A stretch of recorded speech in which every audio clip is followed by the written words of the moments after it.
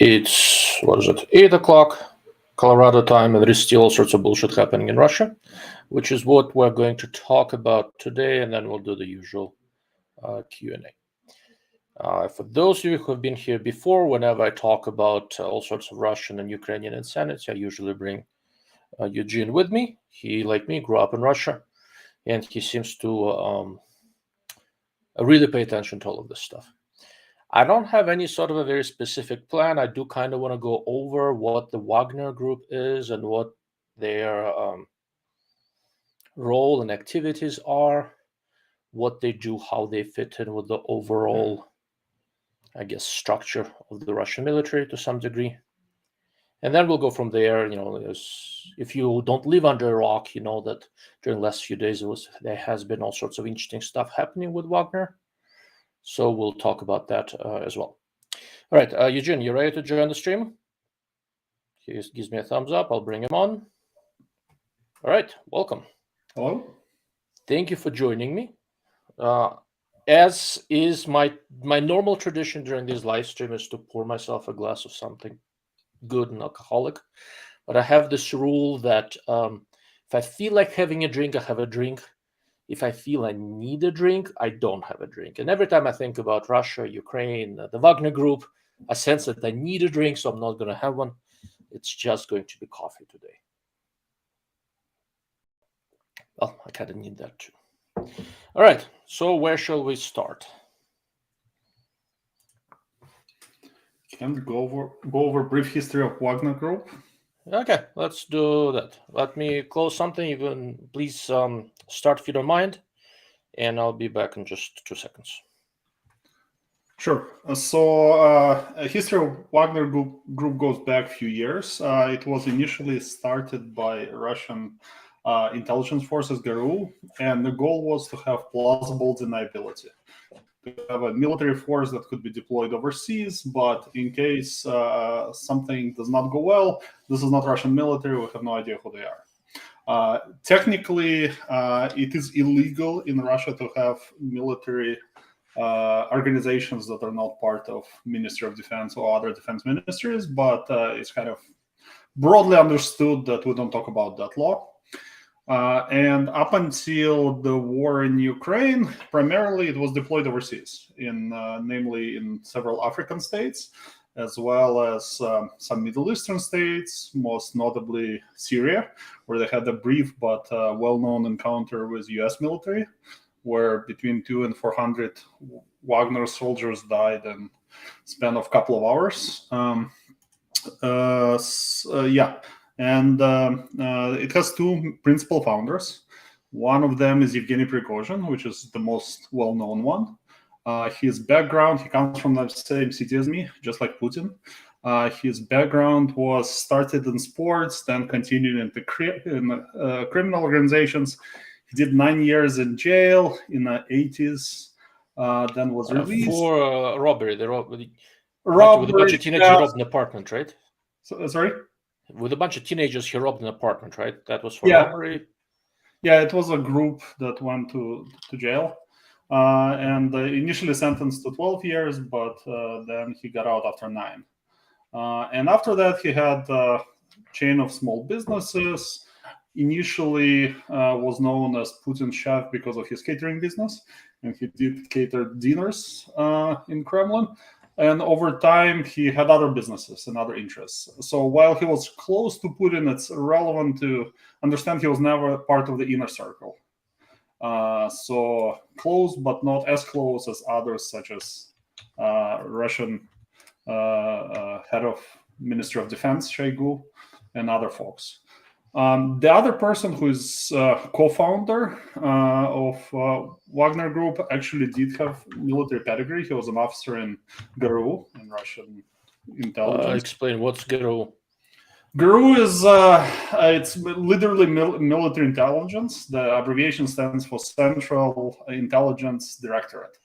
And basically, you should think of this as a reconnaissance forces supposed to conduct sabotage and kind of covert operations behind enemy lines. But generally speaking, they viewed themselves as rivals to KGB, and they engaged in much more than battlefield operations. They've done kind of more of covert operations outside of the military theater. Also, he, interestingly enough, is a self-professed Nazi. Has a lot of admiration for Adolf Hitler. That's Utkin, not Prigozhin, right? Sorry. And he froze.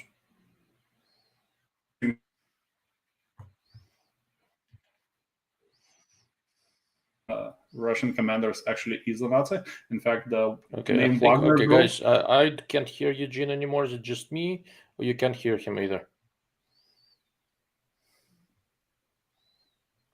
Anyone? Can you hear me now? Now I can hear you. Okay. Maybe some intermittent internet connection. I don't have anything wrong on my end. Anyhow, so we are using a self-professed Nazi running a private military organization to allegedly fight Nazis in Ukraine. Yes. Well, in the grand scheme of things, Nazis fighting Nazis is not a bad thing. So I don't see a problem. Yes. I mean, if it would be better if one of the Nazi organizations didn't have a Jewish president, but still. Yeah. It's interesting that they get along, but until recently, at least, they did. Okay. So right now, it's hard to estimate actual strength of the. By the way, so name Wagner was a call name of Dmitry Utkin when he was in GRU, and the reason why he picked Wagner because it was favorite composer of Hitler. Okay. So there is a relationship there. So the unit is somewhere between 10,000 25,000 strong. Very hard to estimate. Accurately estimate the size. Prigozhin said 25,000 in one of his last statements. It's probably somewhat inflated. Okay, also, hold on one sec. So Nate is saying that feed is in and out. Did it clean up now, or is it still giving you issues?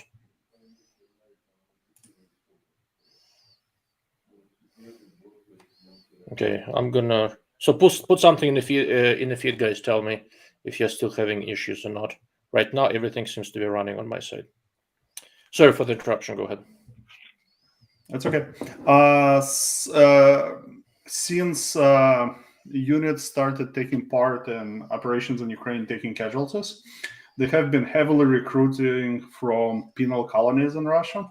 And right now, it's hard to tell what is the actual composition of the unit.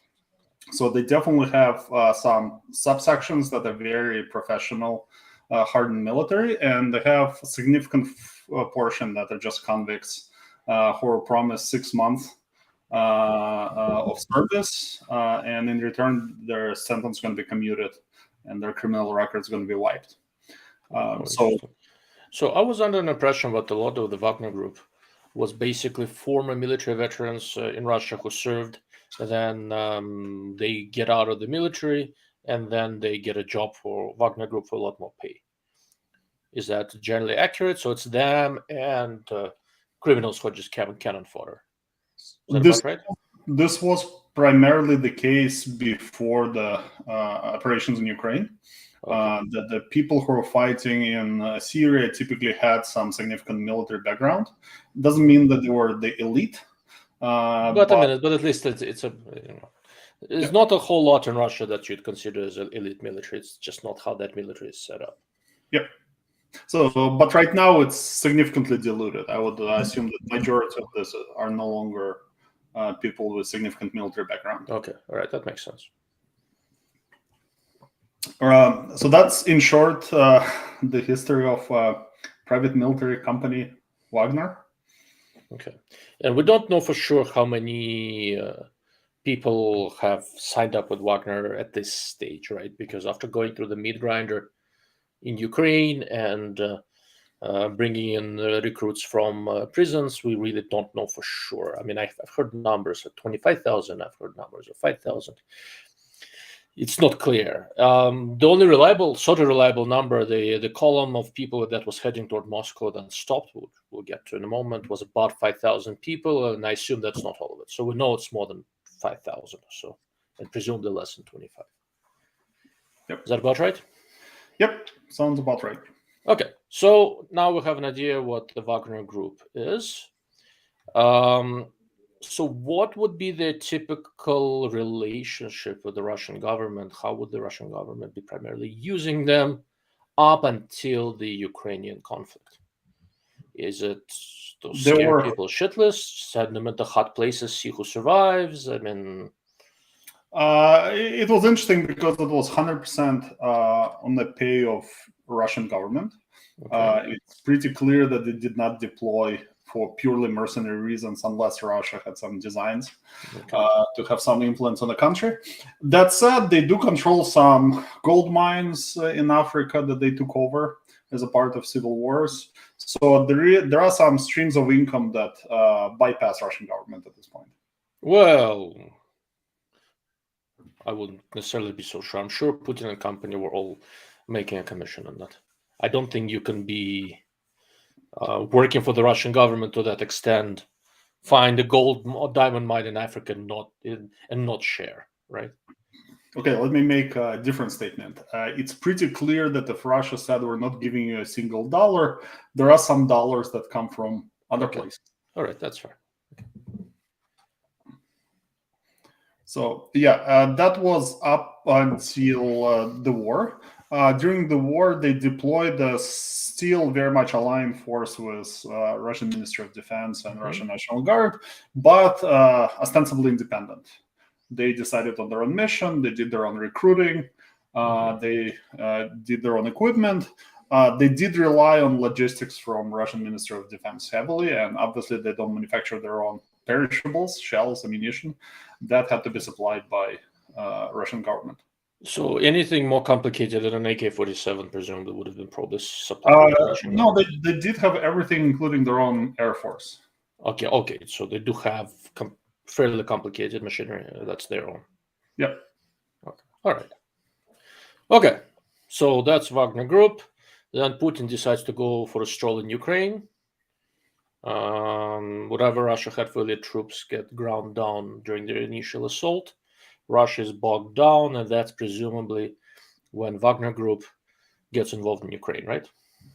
Right. So Wagner Group has a reputation of being one of the more successful Russian military units, not so much because of their amazing training, but because their complete disregard for human casualties, and they very much. I remember when they were in Syria, I was talking to somebody who spent some time there. He said the Syrian Arabs were really shocked by what Wagner people were doing in Syria. It's very hard to shock people in the Middle East with your lack of humanity, but Wagner got punished. But in Syria, we're talking about violence directed towards Syrians. Right now, I'm talking about willingness of take casualties on their own side. So, well, but I mean that's historic has been the hallmark of all Russian military campaigns, right? You have no idea how many people live here and how little I care about their lives, right? Yet they managed to excel. Really? Okay. All right. Well, keep going.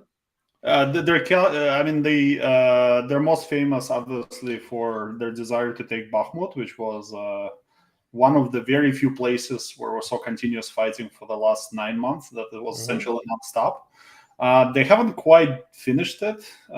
Ukrainian forces still control about 2 square kilometers of the city, but they declared the victory anyways and withdrew. But they took amazing casualties while taking this very small town. So we're talking about. Do we have any idea how many people on the Russian side died? Well, out of the Wagner Group in general, is there any sort of a reliable number of the casualties that the Russians have suffered in Ukraine so far? So reliable number, no.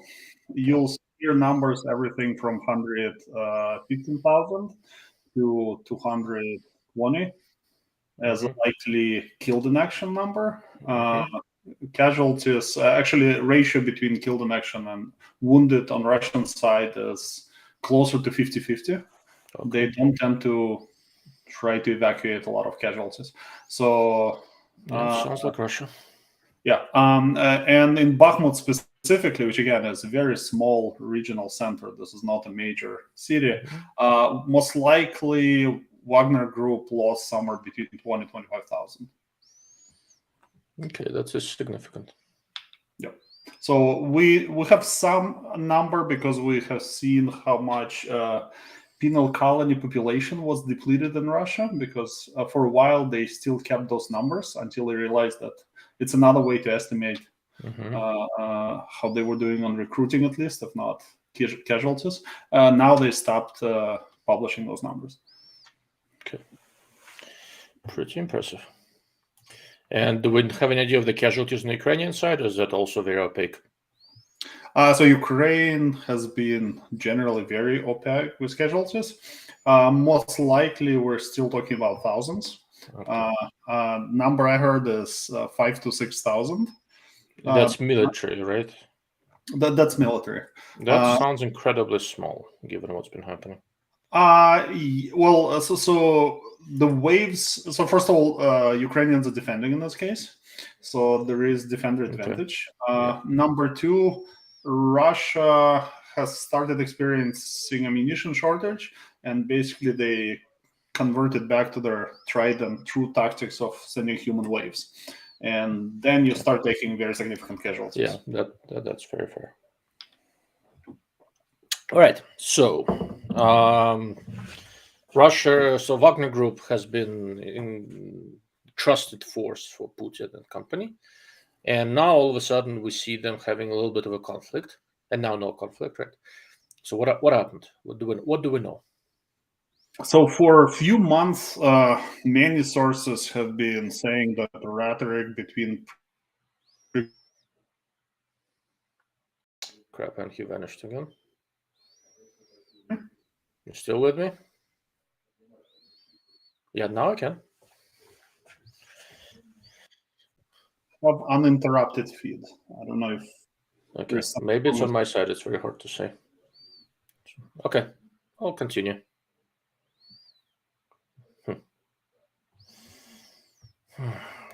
Secretary of Defense. I wonder if it's on my side or yours. Are you guys also having issues again?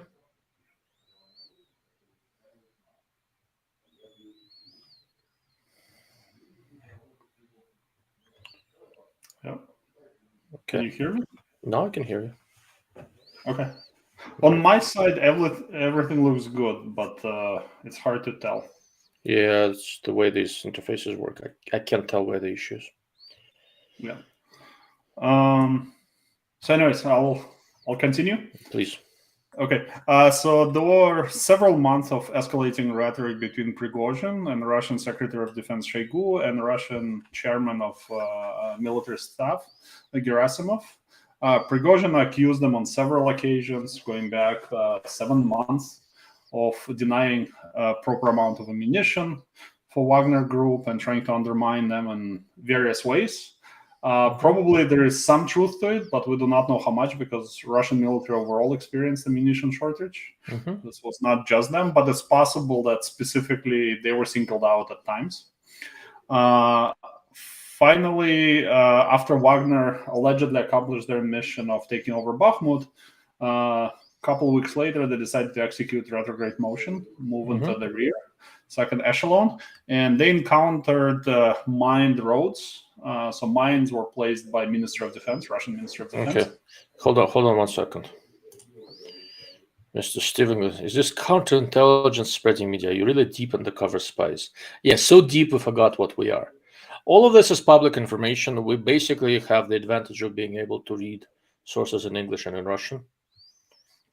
Aside from that, there is nothing here. This is just a summary, because if you look at the news, you're getting only the sensational pieces. And what I was hoping to do here is get a little bit of a background on this, a little bit of sanity. And in the end, as we start discussing the most recent events, honestly, amusement, this is very entertaining. So most of the events that I'm discussing right now are not denied by either side. So if it's counterintelligence operation, then I would like to hear which side, because at this point, both sides agree to a significant degree. Okay, to counter the intelligence, there has to be some intelligence, right? Yeah.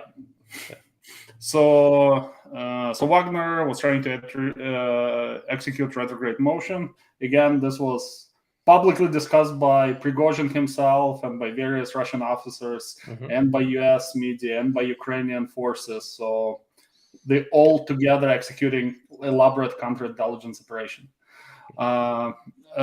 So Wagner sent engineers to demine the roads. They were fired at by Russian units.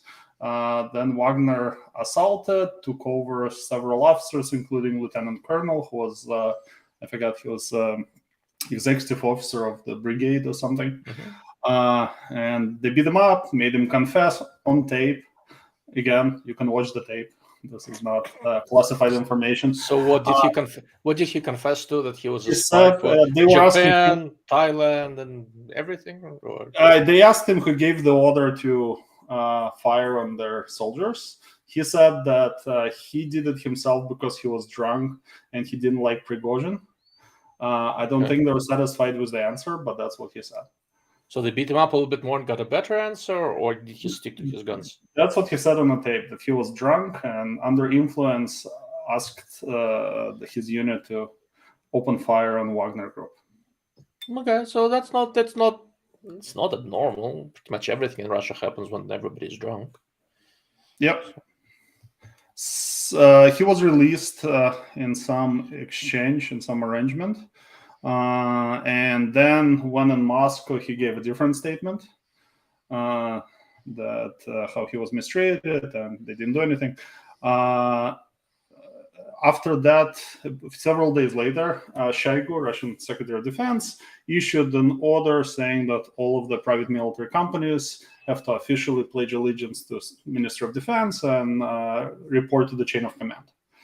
And Prigozhin played a cute trick where he showed up and tried to submit his pledge of loyalty, but it wasn't the official pledge of loyalty. It was his own pledge of loyalty. And his personal one, not on behalf of the Wagner Group. No. It's personal pledge of loyalty with very special conditions, which de facto made him Secretary of Defense.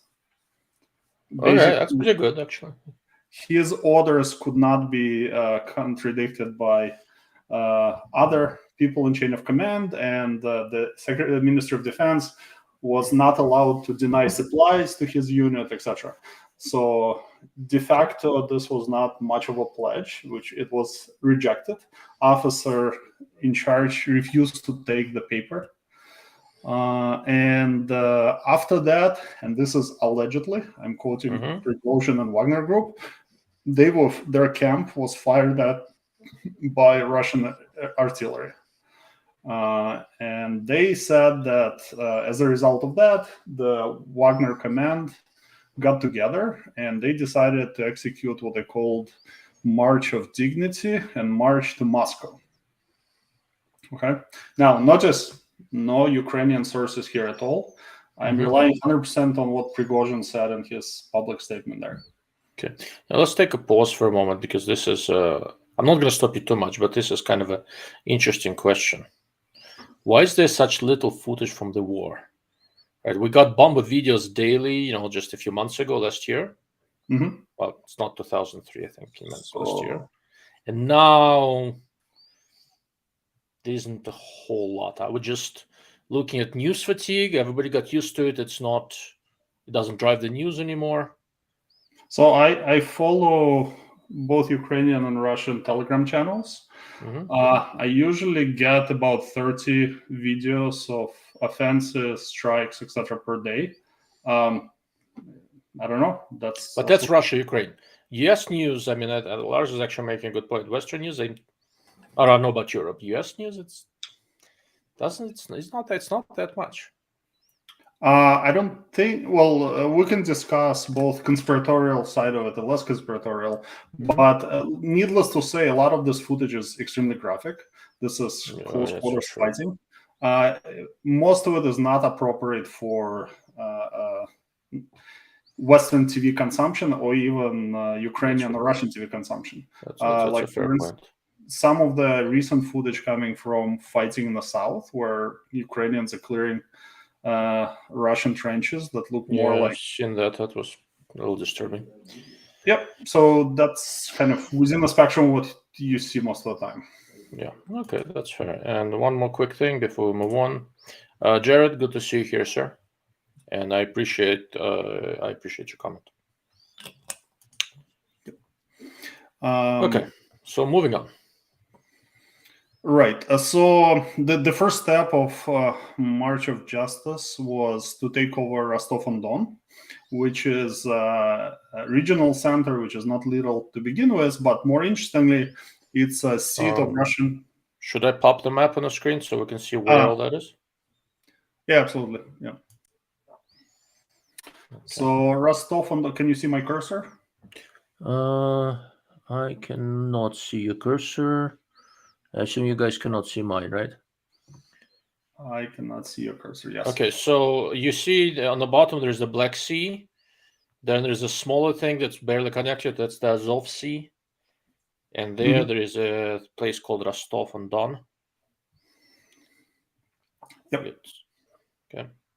So it's pretty close to where the fighting has been happening, but it is within Russia proper. Yes, the most important part to know about Rostov, this is where Russian Southern Command is. And the Russian Southern Command is directly equivalent to CENTCOM during war in Iraq and Afghanistan. This is the principal center that is in charge of all of the operations in Ukraine.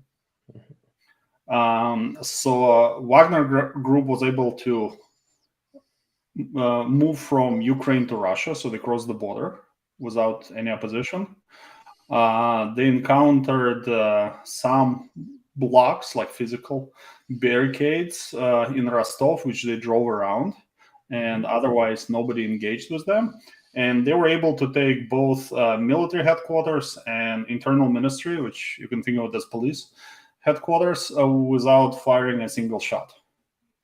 So kind of imagine some group taking central command unopposed within 2 hours. It's a kind of fantastic turn of events. Yeah, it's pretty impressive. Yeah, it's like somebody just walking over, taking over the Stockholm and Tampa in 2 hours. Yep. Then they continued moving to Voronezh, which you see Moscow somewhat at the top, the star-like looking thing where roads emanating from. So Voronezh almost exactly halfway up. It's a second regional center on the way to Moscow. So next morning they took over Voronezh. Voronezh technically was supposed to execute castle, how do they call it? Operation, where you turn the city into the castle, which is impossible to take over. Took an hour.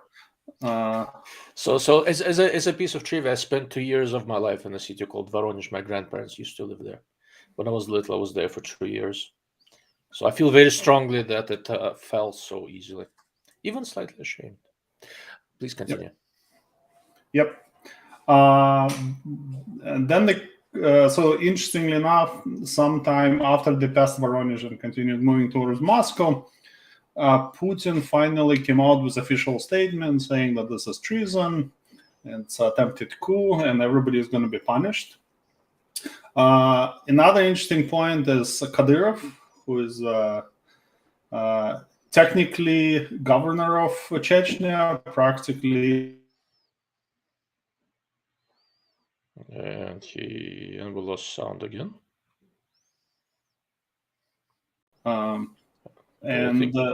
Okay, now you're back on.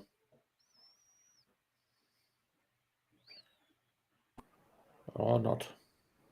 Hey, am I back? Now you're back. Okay. I think it's your internet glitching, but we'll see.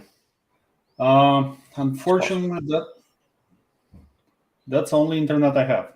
It's okay. It seems to come back, so I think we're fine. Okay. So Putin has not spoken on this march for 13 hours. Okay. Very significant amount of time for any leader, especially given how unprecedented the situation is. And interestingly enough, neither did Kadyrov nor did anybody representing other forces in Russia, except for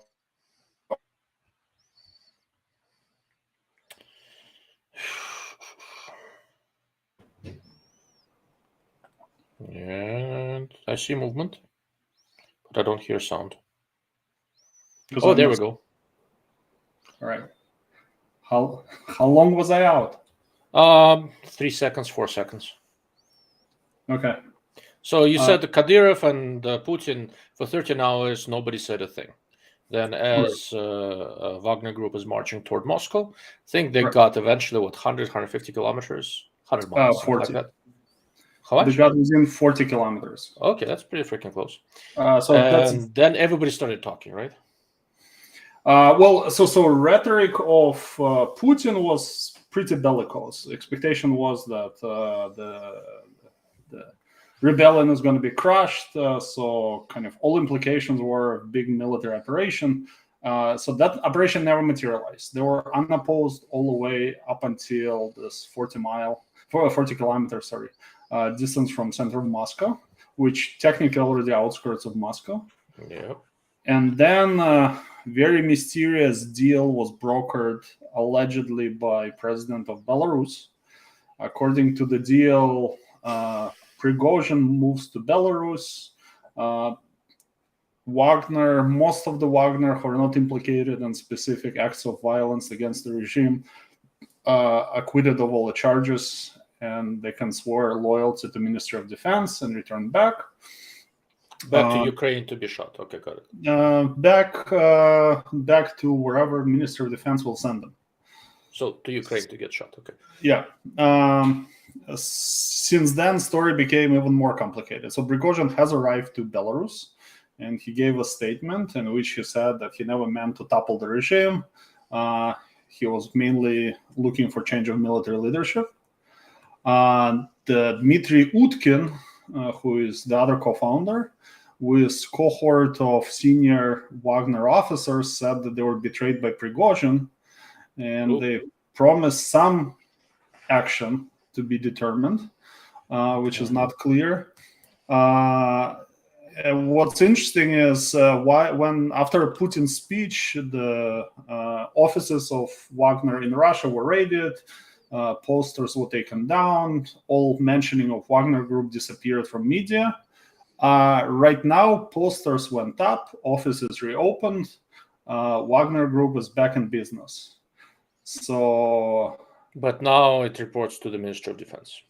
Well, that's not clear because anyways, the reason why I'm saying it's pretty mysterious because it's pretty clear that Putin cannot afford to have Prigozhin happily living in Belarus, which is a vassal state of Russia.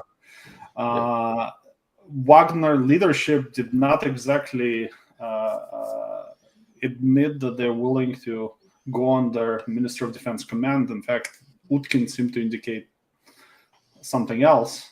So that he's going to be building the Fourth Reich or something like that. Okay. Not sure. He was not too specific, except for the fact that he was betrayed by Prigozhin. And yet Wagner Group now in good graces again, but it's not clear who represents Wagner Group at this point. How interesting.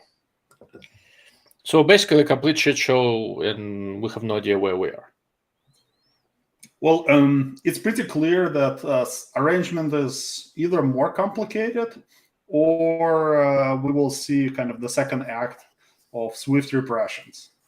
Look, I mean, Prigozhin is clearly not a moron. You can't be what he is to be a fool. So he's got to understand that after all that's happened, either there is something happening in the background or his life expectancy is measured in days, not weeks, not months, not years. You would think so. I mean, originally when this whole thing happened, he sort of vanished. I was absolutely convinced he's going to pop up in Kiribati somewhere. When he actually popped up in Belarus, I just about fell off my chair. Yes, this thing does not make sense because, again, Belarus is not an independent state. Yeah. Do they have his, I think he's a daughter or something? Do they have his family hostage or something? Is there any indication of that? So his daughter lives in St. Petersburg. There were no rumors or any other information that they were taken hostage, but could be. I don't have any reason to confirm or deny. How interesting. Okay.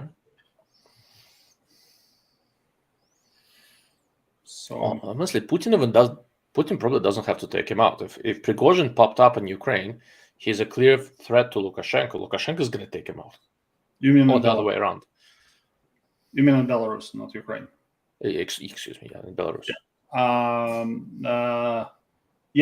mean, again, whole story does not make sense if we look at the facts. Once you start a coup, you may as well go to the end. I do not understand why would you go 40 miles all the way to Moscow and then negotiate, basically surrender without firing a fight. Does not make sense. Firing a shot. One theory that I read somewhere was that Prigozhin thought that the regular Russian troops, and some other government structures would be supportive of his efforts. As he came to Moscow, nobody volunteered exactly to greet him with open arms, although there was not much resistance. And that's when he decided to bail out. So that's not exactly true. Shoigu personal private military company, Storm Z, partially pledged allegiance to Prigozhin. Oh, Jesus.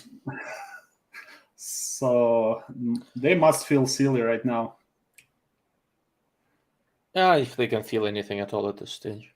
So, anyways, I think the fact that you're unopposed going through major cities where many units of different branches are stationed, and also there are some voices actually pledging allegiance, I would say pretty much as you would expect from a coup.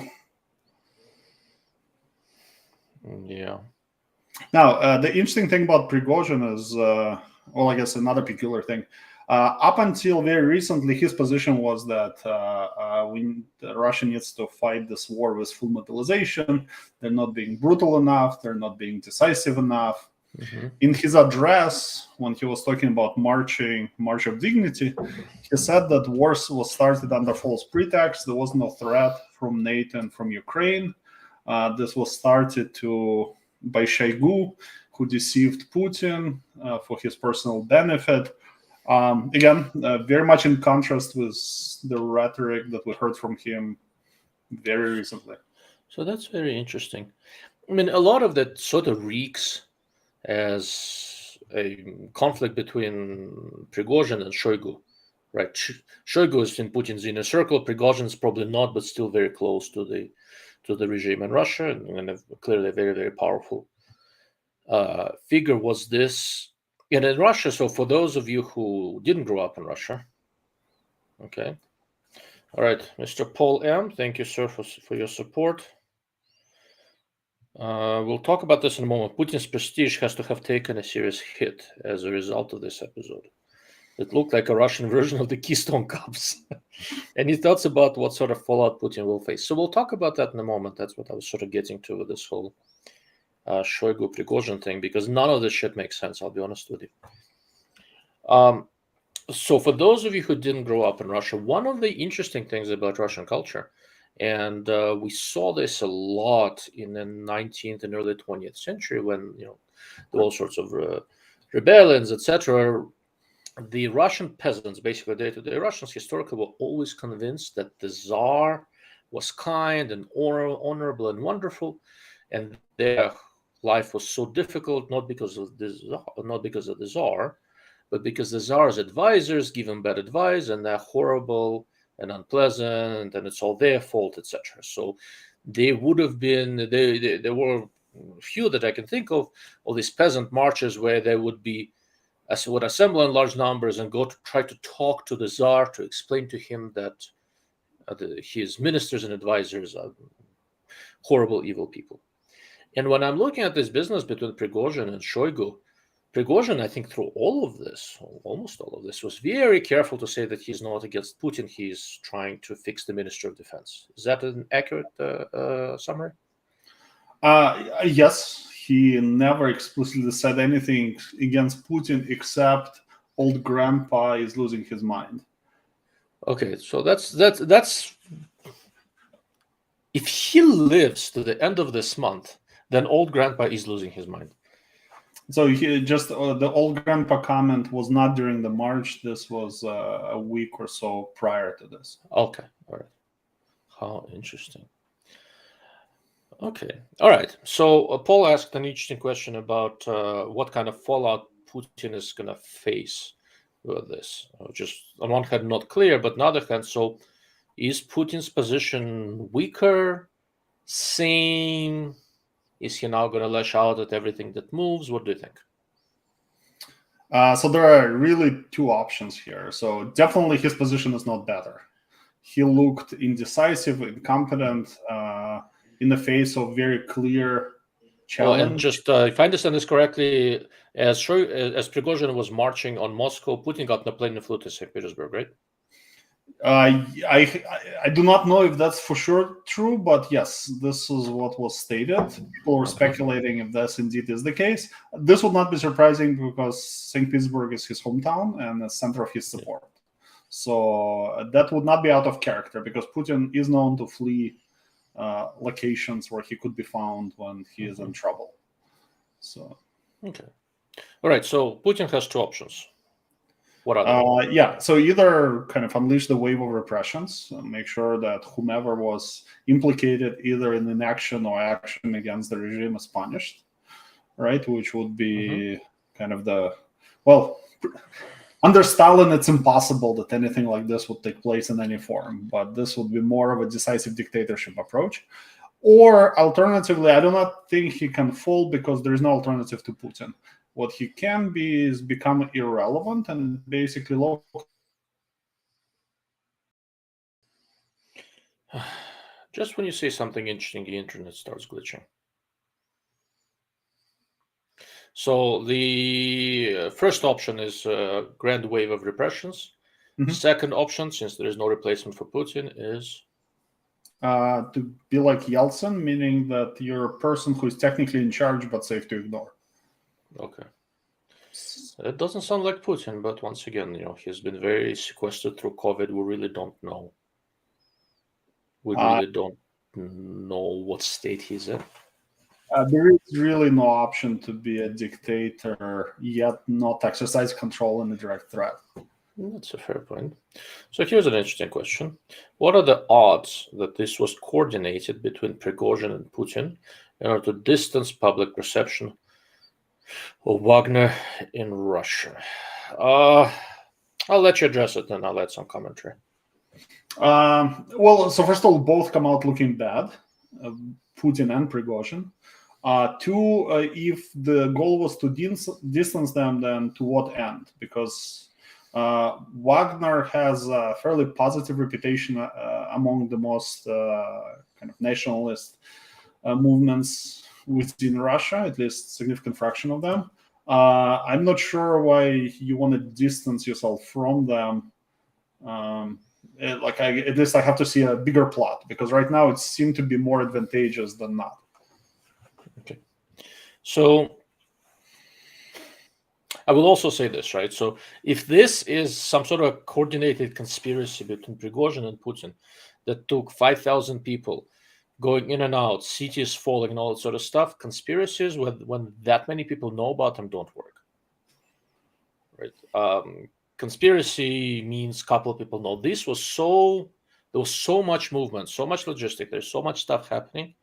I have a very, very hard time believing that this is some sort of a grand conspiracy and nothing leaked. It just doesn't work that way. You can't have conspiracy when 10,000 people are conspiring. Well, I mean, you can believe that nobody except for Prigozhin knew that the plan was to turn back once you get to Moscow. I guess my question is, you still need to describe what you're trying to get out of this conspiracy. So yes. Oh, that's actually interesting. So NATO has stated an attack on Zaporozhye nuclear facility could trigger Article 5. But now, if Wagner coordinated the attack, Russia could have plausible deniability. So US can state whatever they want, but triggering Article 5 requires all NATO members to agree. So US cannot unilaterally trigger Article 5 in this case. And in this case, Wagner Group has just been essentially rolled into MOD in some measure. So I don't think the plausible deniability thing is going to work. What do you think?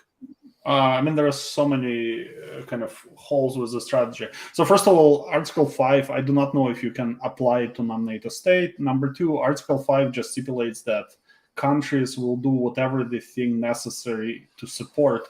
It does not mean boots on the ground, does not mean some decisive military action.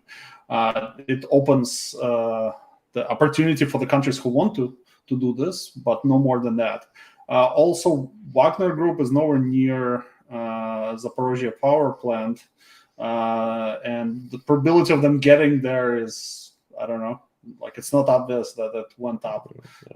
Look, I mean, the threat to the nuclear power plant is Russian missiles hitting it because their aim is not great. But if they aim at a nuclear plant, it's probably pretty safe. I think Eugene froze. No. All right, he's back. Sorry. Say something. Can you hear me? Yes, I can. All right. Okay. Because I thought the moment I impugned that Russians can shoot, you just froze. I thought it was indignation.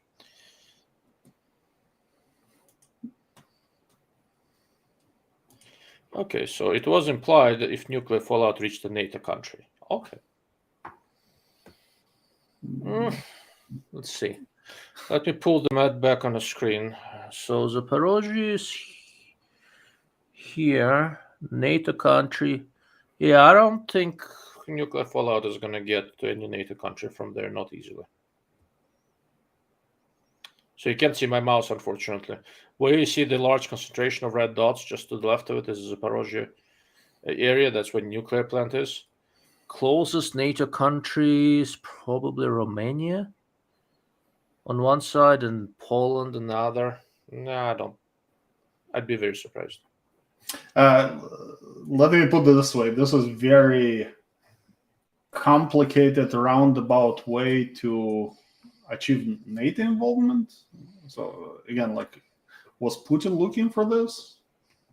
Well, I mean, there's always a secondary thought, right? So NATO involvement. How would Russia benefit if NATO really got involved beyond supplying weapons that we do now? Like one of the things we learned from this whole Ukrainian war is that Russian military is sort of a joke by modern standards. So how, if NATO was really involved, I mean, that would be very short. So kind of the only interesting part about this is ability to produce enough ammunition, which West is unwilling to scale capacity for. And ultimately, war is about production, not about... Correct. War is about economy. It's very fair.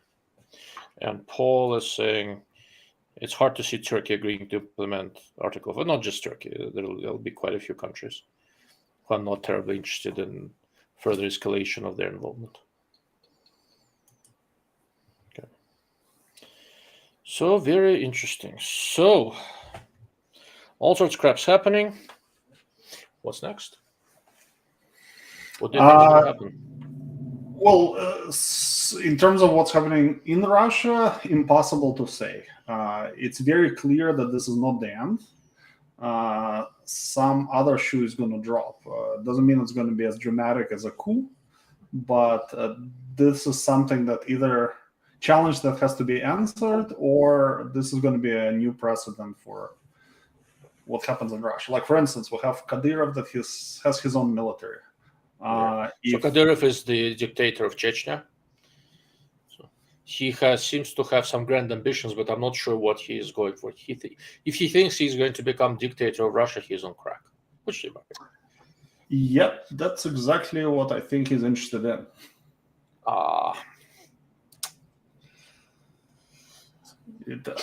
Now, I'm skeptical of his ability to do this, but I think he wanted to become Secretary of Defense, and I think he assumed that being in this position would put him next in chain.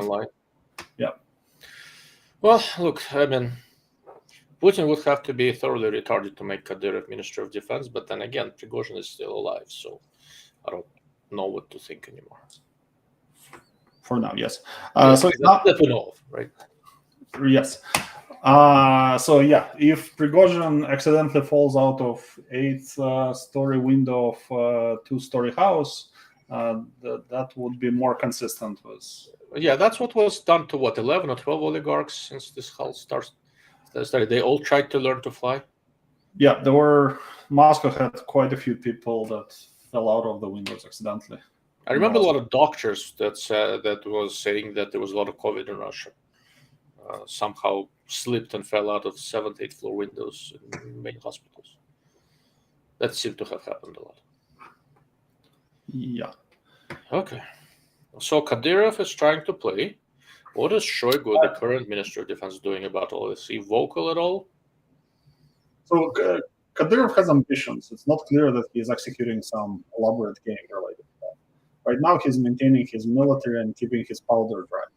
Now, after he announced that he's supporting Putin, he said that he's moving his forces to intercept Wagner Group. What's interesting is their pace of movement was about 1/4 of the pace of movement of Wagner Group. So that's Chechens.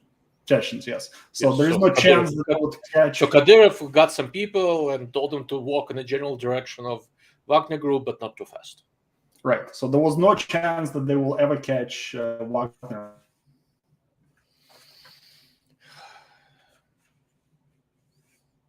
Okay. Yeah. Oh, this is a good one.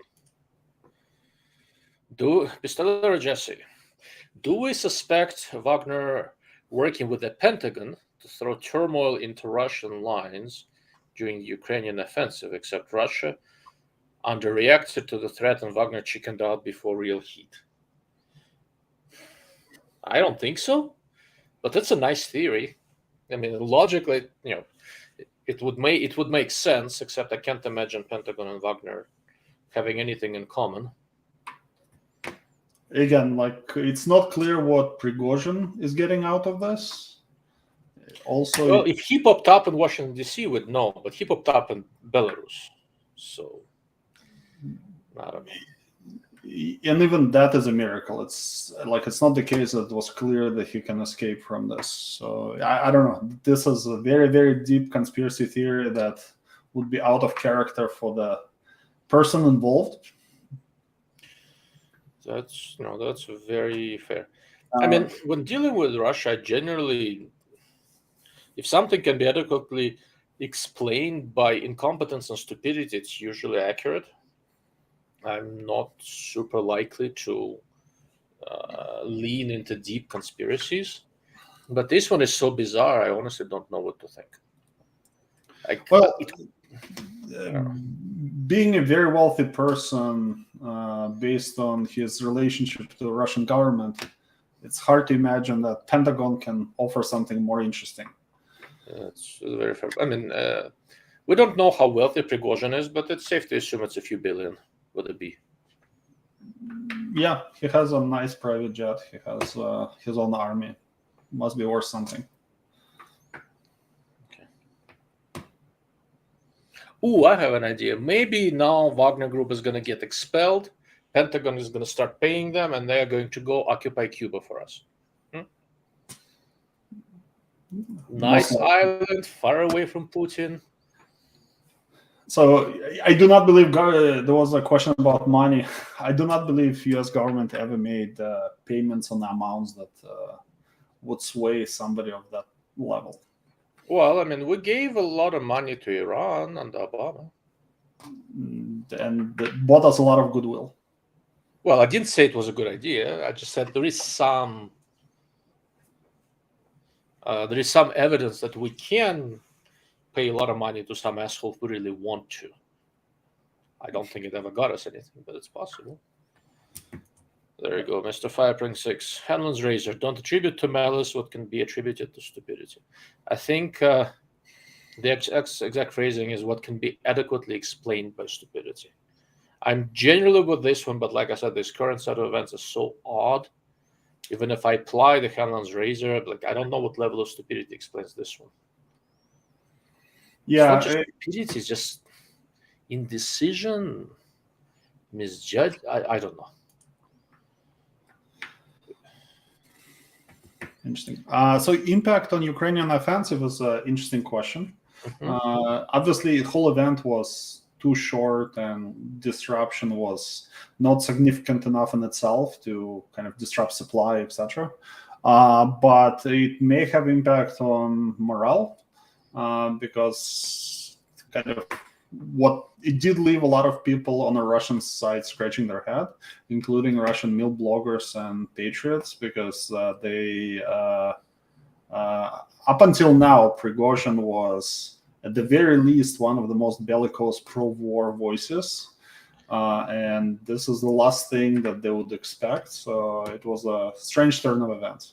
So you and I are not only people thoroughly confused by all this nonsense. Yes, the only person who was not confused is Girkin, who represents FSB, and he did not get along with either Minister of Defense or Prigozhin. So in his mind, that clearly is a sign that his view is the correct one. And what is his view? He is another fraction of Russian nationalists. He believes in more or less the same thing that Prigozhin espoused, but he does not like Prigozhin personally, and he aligned more with FSB, which is a KGB successor. He himself is a former KGB officer. So, a step below Putin out, so there are at least three factions, sort of at least used to be competing for power: Ministry of Defense, the Wagner Group, and the FSB. National I guess GRU is probably another one. I'm sure they're still around doing something stupid. So, okay, June froze. There we go. Oh. Jan froze. And we lost sound. Can you hear me now? Nope, no sound. No sound? Oh, no sound. Okay. I would count Russian National Guard as a separate force with unknown allegiance. Supposedly, that is the most loyal one to Putin. Do they report to Shoigu, to the Minister of Defense, or directly to Putin? No, they report to Putin directly. Okay. Have they ventured into Ukraine yet, or not yet? Yes. So they were supposed to be used to kind of pacify, go after military and do mop-up operations. They took significant casualties because they're kind of paramilitary force. They do not really have heavy armor, etc. They're more of a police force. Interesting. Okay, so here's an interesting comment by William Brown. Russians shelled themselves thinking it was Wagner coming after them. Single action, but huge psychological damage.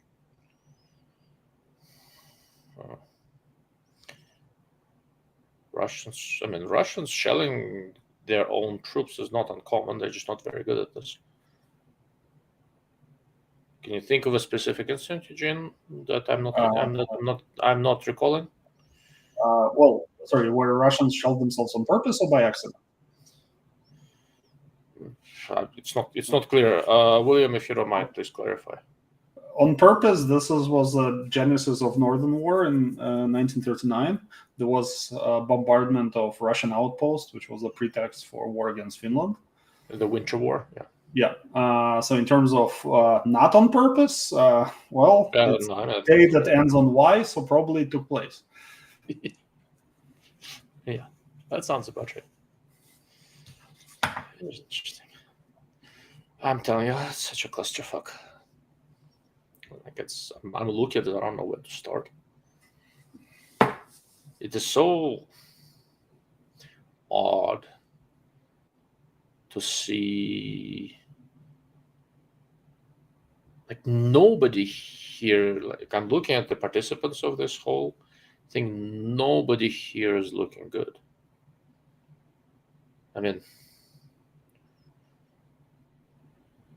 No one. Really, every player there within Russia is basically looking either stupid or weak or both.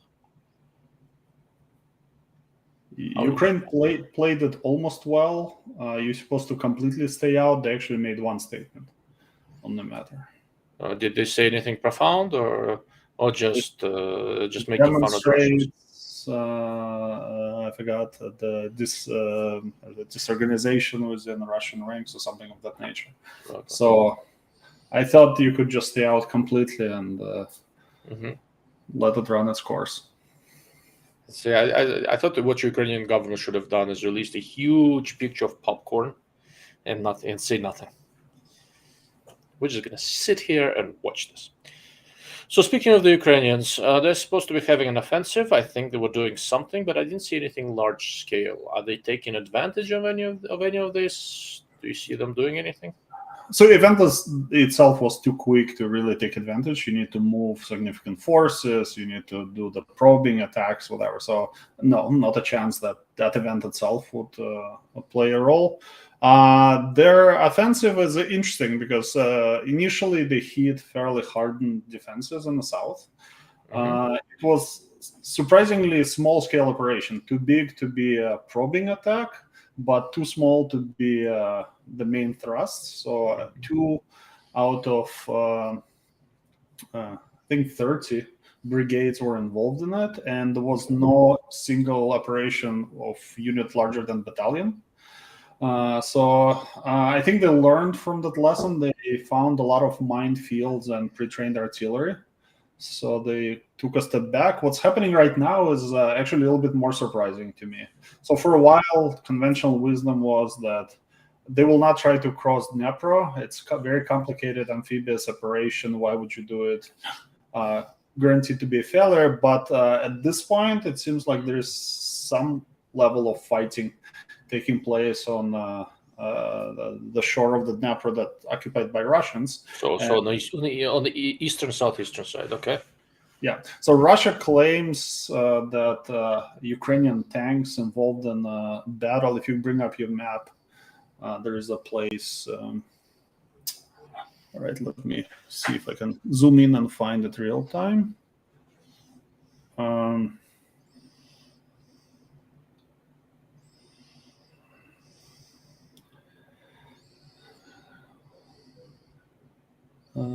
So I think it was Ulyanovka, which is so just upstream from Zaporozhye. Okay. Yeah, if I'm not mistaken. And there are a few places within Zaporozhye itself. So it's Russia said that the Ukrainian tanks crossed. A few of the Russian mill bloggers. Ukrainians are completely quiet about the whole thing. I do not understand how tanks could execute amphibious crossing here, but definitely there is fighting. I do not know if the tanks is a reality, a figment of the Russian imagination in this case. I don't know. I mean, it's Russia and Ukraine. Ukraine could have just swum across the river with a bag of cash and bought a couple of tanks from the Russians. Possibly. So something is taking place which was assumed not to. But also there is intensifying operations both in the south, around basically areas around Azov Sea. Okay, interesting. Has been obviously the center of fights, flanks of Bakhmut. Interesting comment. Rumors are that Prigozhin has been seen since his last statement and disappeared, possibly shot or dumped out of a window. Truth is, we don't know. He made his last statement, I think, less than 24 hours ago. And as I said earlier, if I was him, I would quietly tell everyone that I'm going to France and head in the opposite direction, middle of nowhere, take some troops with me, take over some island in South Pacific. I don't know. Just if it's any place other than Africa where he already controls some territory, I would find that shocking. Yeah. So I don't know. We'll see. It will be very interesting to see, because what happens is that if Russians do take him out, it's probably beneficial for them to leak out that they did it. So if they took him out, we probably would know. The fact that he's quiet, chances are he is alive and trying to stay down somewhere. That's my best guess.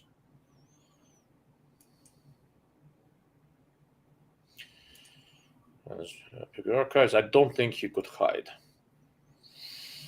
would be difficult, but it's a big planet. Not in He has a lot of Belarus. resources. If I was him, I wouldn't be hiding in Belarus. Let's put it this way. That's for sure, yeah. So yeah, I mean, the fact that he went quiet is not shocking either way. But again, I would be shocked if he stays alive. But also, I'm shocked that he decided to die without a fight. So Yeah, well, as I keep on saying, none of this makes logical sense to me. Yeah, okay, so going back to the map. So Russians are claiming that Ukrainians have some heavy machinery on the eastern side of the Dnieper River. Ukrainians are not saying shit, which is probably the right approach. Mhm. And we don't have any other independent corroboration of what's happening.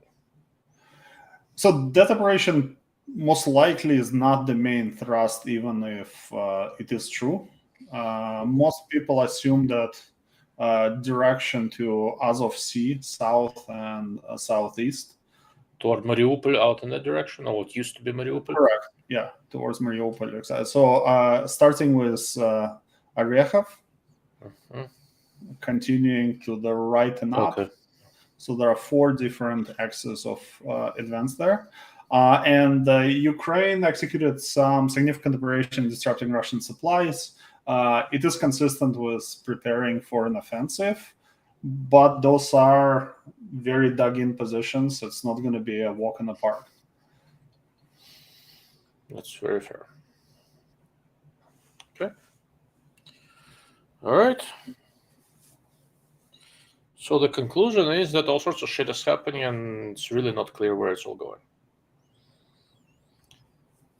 Ukraine is going to have compared to a major counteroffensive somewhere. Not 100% clear where or when. Did anybody? I'll hide the map unless you need it. So, did any of the Wagner group that we know of return to their positions in the Ukraine, or did they go to their bases in Russia and are sitting there trying to figure out which way the wind blows? So the eyewitness report said that they did go back to the bases, at least in the direction of their bases, when they left Rostov. So they left Rostov, they left Voronezh, they left the cities that they occupied, right? Correct. So they did go in the right direction. I have not seen any footage, and maybe I missed it definitively where they ended up. But it does sound like, at least short term, they're going back to the previous positions. Okay, interesting. So PP archives, southern offensive straight down is 50 miles to this year on Azov. Yeah, it's right around there.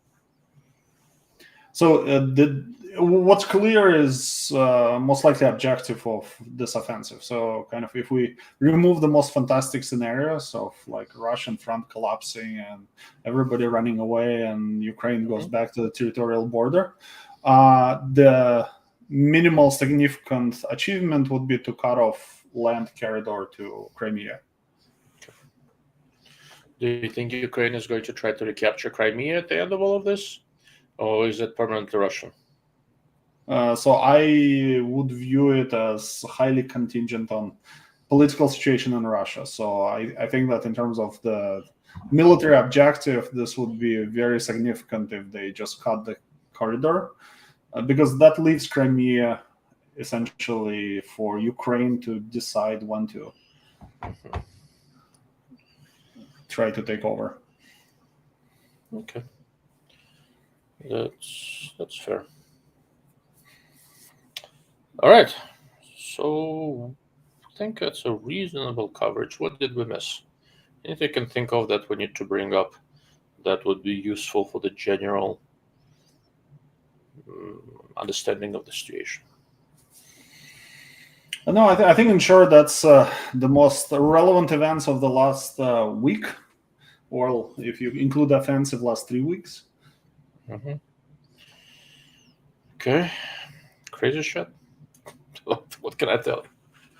But I mean, since this whole war started, I haven't had so much fun with anything. Right? It was so entertaining, kind of in a morbid way. Right? It's like watching two drunks fight. It's just funny. Right? I don't get this. I don't know if I would characterize it thus, but I don't know. I was having a blast. It was so bizarre. It's just so bizarre. Does Ukraine have the troops and resources to pump up the offensive beyond the current tempo? Yes, they did not deploy majority of their reserve at the moment. Presumably, they're waiting for a strategy that looks promising and then doubling down. That's the most common interpretation. So at this point, they until they feel that Russian line is collapsing to some degree, they're more concerned about losing significant number of troops. Okay. So. All right. Well, there's somebody there is concerned about losing significant number of troops. I mean, in the simplest analysis, the population of Ukraine is what, about 1/3 of Russian, right? Yep.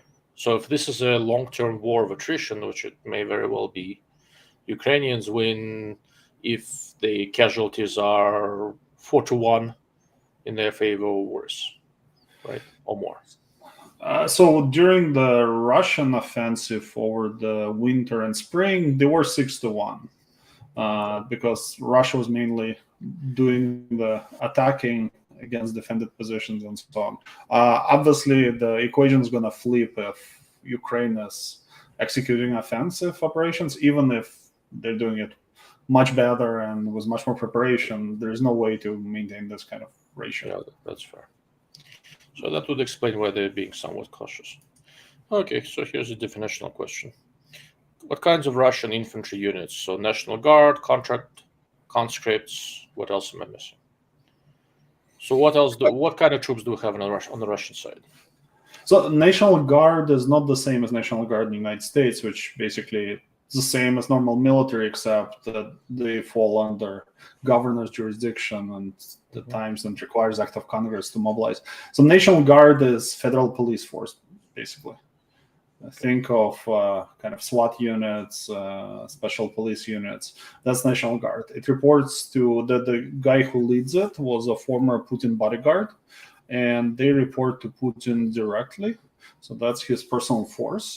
There is Interior Ministry, which is both police and other paramilitary units.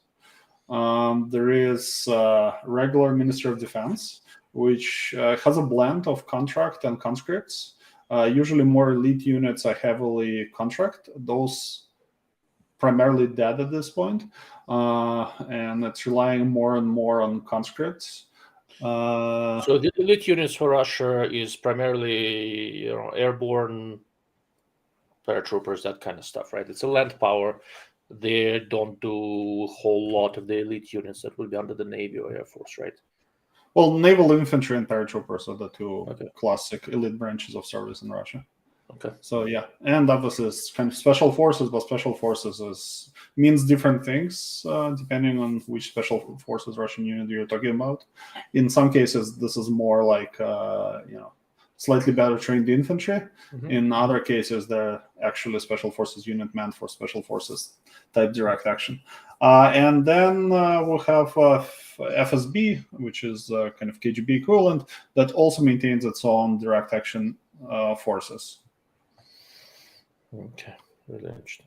So, I mean, Russia or Soviet Union have always had a strong tradition of everybody in power trying to have their own military, paramilitary force of some sort, just in case. Because it's always rife with political conflicts, and the power base for every senior politician is some sort of a paramilitary force.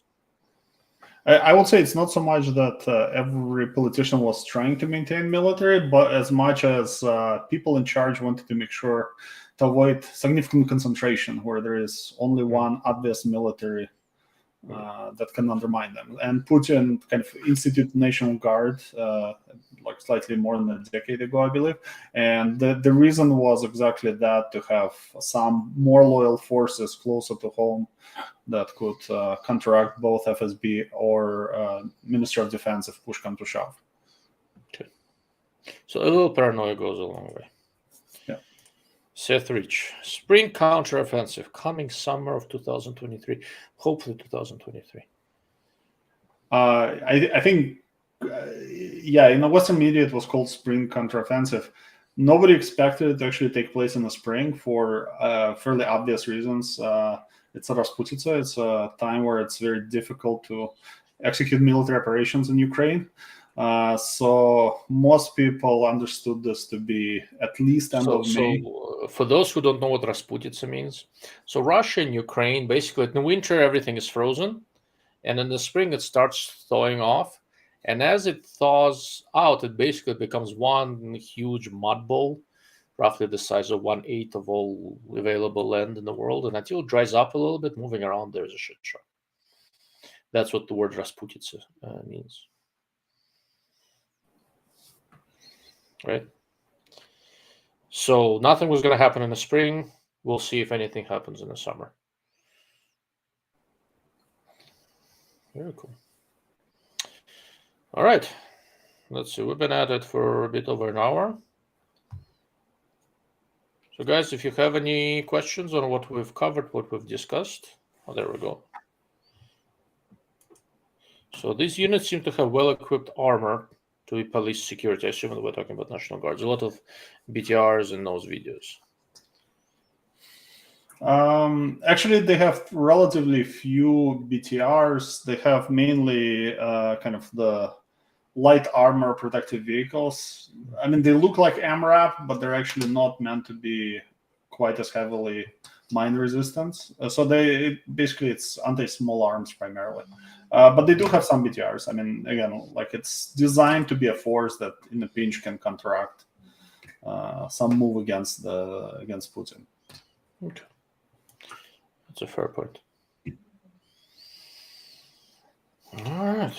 So if Putin if it is decided somehow that Putin is on his way out, who is there a likely successor, potential successor? Is there somebody next in line, or is it going to be an absolute shit show of Kadyrov, Shoigu, Gerasimov, whoever else, Prigozhin jumping back in the fray, vying for power, or? So I do not believe that's the only scenario, right? He could also try to consolidate the power aggressively. The kind of interesting commentary I heard, thanks to Hoover Institute, they were discussing how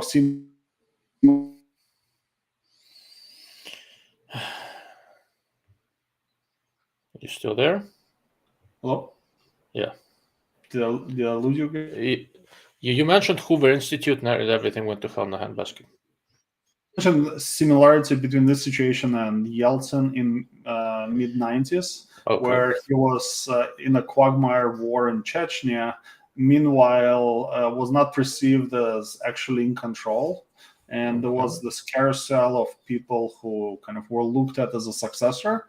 And he ultimately was willing to give up power as long as somebody could guarantee his personal security. So there is a chance that that's in Putin's future as well.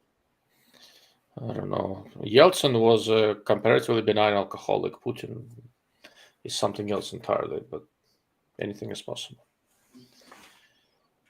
So that's an interesting analogy. Night of Long Knives, Part 2.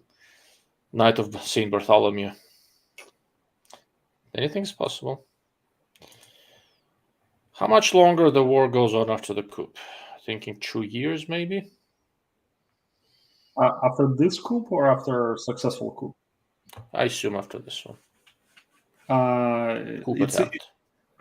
It's impossible to tell. We also need to agree on terminology because it could become this low-intensity conflict where, like, on one hand, it never ends, but at the same time, we're not talking about hundreds of thousands of people a year.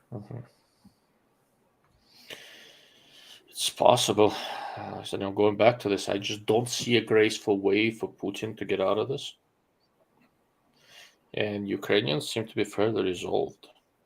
In that regard, last time you and I talked about it, it's been some months. I think it was fairly apparent for as long as the West is willing to provide material aid to Ukraine, Russia cannot take over Ukraine and also cannot accept defeat. So, yeah, I mean, obviously, my opinion is that U.S. aid to Ukraine is to some degree symbolic, just enough for Ukraine not to fold, but it's not significant enough to dominate. Mm-hmm. So I believe that Ukraine also could be just as easily pressured and to admit some version of stalemate. Mm-hmm.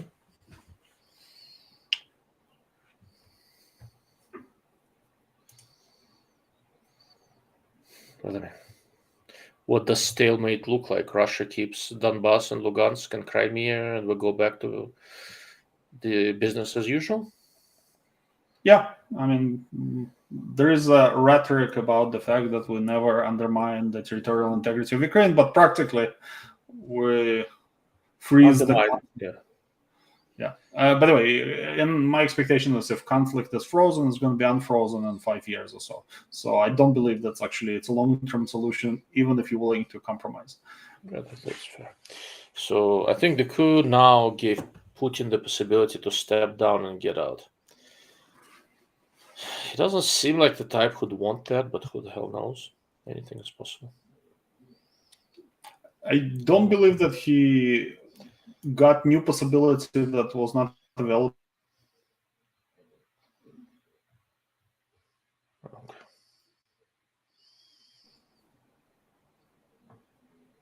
All right, are you back? Okay. Seth Rich.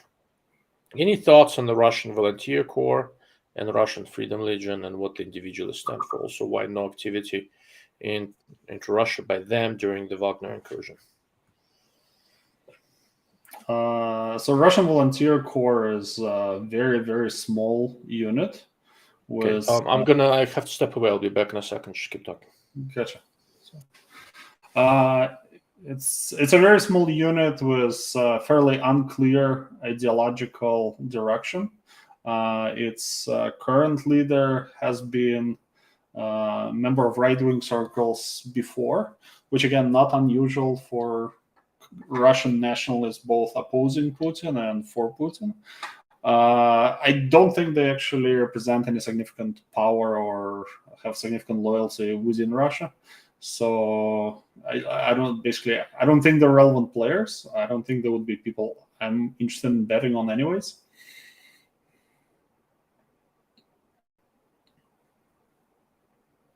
I don't know if Ilya is gone for a longer period of time. So, yeah. There are several units, foreign units that are fighting on Ukrainian side, Georgian Legion, Belarusian unit, and so on. Yes, they all oppose Putin's Russia, but other than that, it's not clear what are their intentions after the war, if any. It's quite possible that there is really nothing that they are thinking about or planning beyond what they're currently doing. So, current take. All right. So I cannot advance. I cannot see questions without Ilya. Have to wait for him to come back. And you're back. What did I miss? Nothing. I answered this question. I do not believe there is a significant following. Okay, got it. All right, moving right along. Okay, so Fireprank, I was referring more of a purge of some reverse Buddhists in 1930s Germany. Does that ring any sort of a bell? So I'm not familiar with this. I cannot speak to it. Okay, neither am I, unfortunately. PP Archives. Oh, where did Russia get all the small arms to give the expendable troops and conscripts? I figured they'd be running out of Kalashnikov rifles. Well, they did manufacture a lot of them during Soviet Union. So nice thing about Kalashnikov, not a lot of maintenance needed. So you can store them for decades. In terms of tanks, Soviet Union was pretty famous for producing tens of thousands of tanks. Unfortunately, those do require upkeep, and those are a little bit more difficult to mobilize. But when it comes to low-tech weapons, Russia has low-tech weapons. Yeah, it wouldn't surprise me. But also, I mean, it's Russia, right? So lack of small arms would not stop anyone. During World War II, when they were trying to stop the German invasion, they didn't have enough rifles, mostly gun rifles at the time. It wouldn't be uncommon to have one rifle for 3 people, assuming when the first one dies, second one grabs a rifle, keep moving forward. Right. So lack of equipment and arms and ammo and transportation would not stop Russian politicians from sacrificing their people. Soviet Union did have pretty fantastic amount of weapon in the beginning of the war, more than the rest of the world combined. So they were very, very ineffective in using it, but not for the lack of pre-war preparation. Perhaps, right. But they didn't get it to the front lines. It was somewhere. So. All right, guys. What else you got?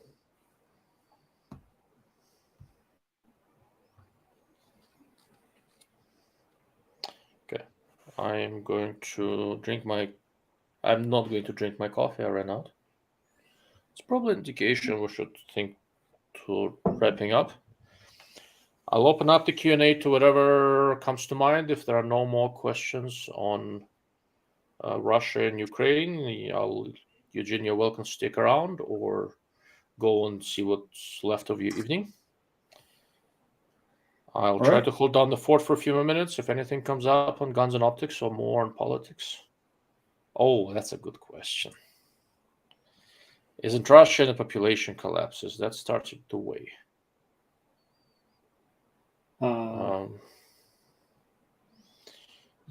Yes, it is in a population collapse. Is it starting to weigh? Yeah, I would imagine so. So, Eugene, are you familiar with this geopolitics guy, Peter Zion? No, I don't think so. So he is, he used to be part of Stratfor together with George Friedman. And then he went off, started his own thing. George Friedman is sort of a right-of-center geopolitics guy. Peter Zion is left-of-center geopolitics guy. He's a smart guy. Zeihan. He talks a lot about demographic collapse, and things like that. And so he's making a point that Russia, their birth rates are so low, they're running out of ability to replace the population. And with this whole war business, they're killing off a whole generation of young men. And without that, it's kind of hard to even try to reproduce. And you have to keep in mind that, of the men eligible for service, a lot of them died. A fairly significant number died. Casualty, probably a couple of million bailed out of Russia? What is the number? I heard a couple of million, but I have never been able to confirm it. Sorry, a couple million died from what? Got bailed out of Russia, meaning rather than get conscripted, just quietly crossed the border in any direction they could. Yeah, so in the initial wave, there was around 1 million. It sounds plausible that right now it's up to 2 million. Obviously, kind of nobody can give the accurate account. So speaking of population bomb, I think generally speaking, Russian economy never relied on physical labor.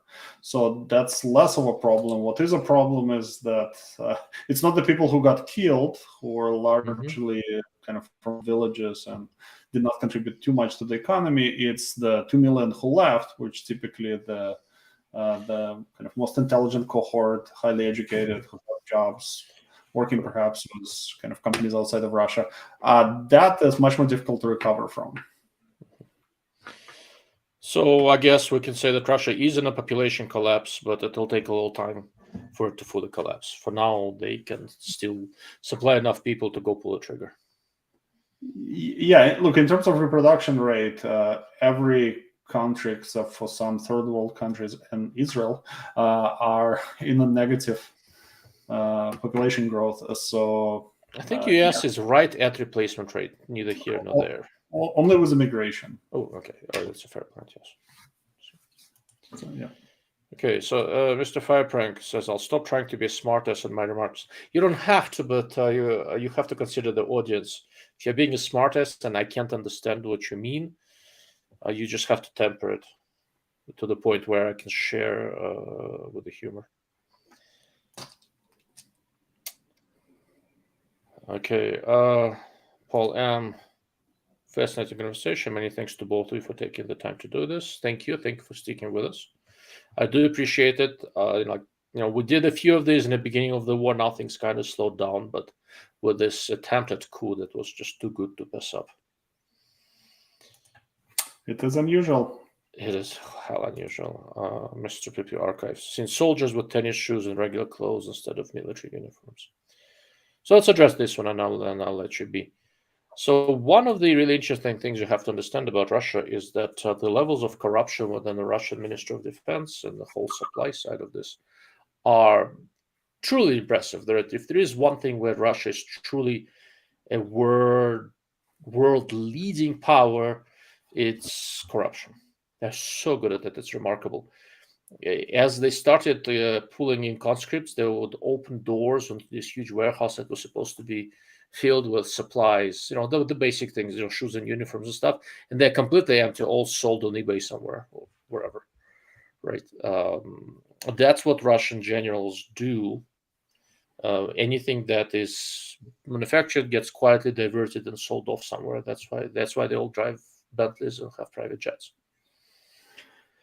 I mean, I guess two things. Definitely, there's significant corruption in Ukraine, and while they do not have a dictator, there's good amount of corruption going on. But also, Russian military has weird fascination with tennis shoes. During Afghan war, special forces would wear tennis shoes on the missions in the mountains. Really, that's a first. Yeah. So for some reason, they thought that makes them more agile and so on. Yes, conventional wisdom in US is that you wear combat boots because they're more protective.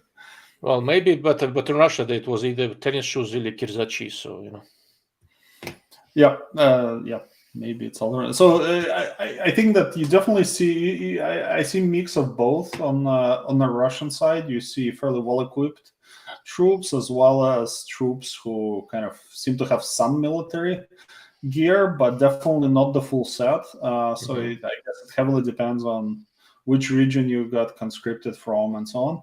On the Ukrainian side, I was surprised on the other side that I primarily see people with fairly kind of reasonably equipped small arms, a lot of silencers. I see.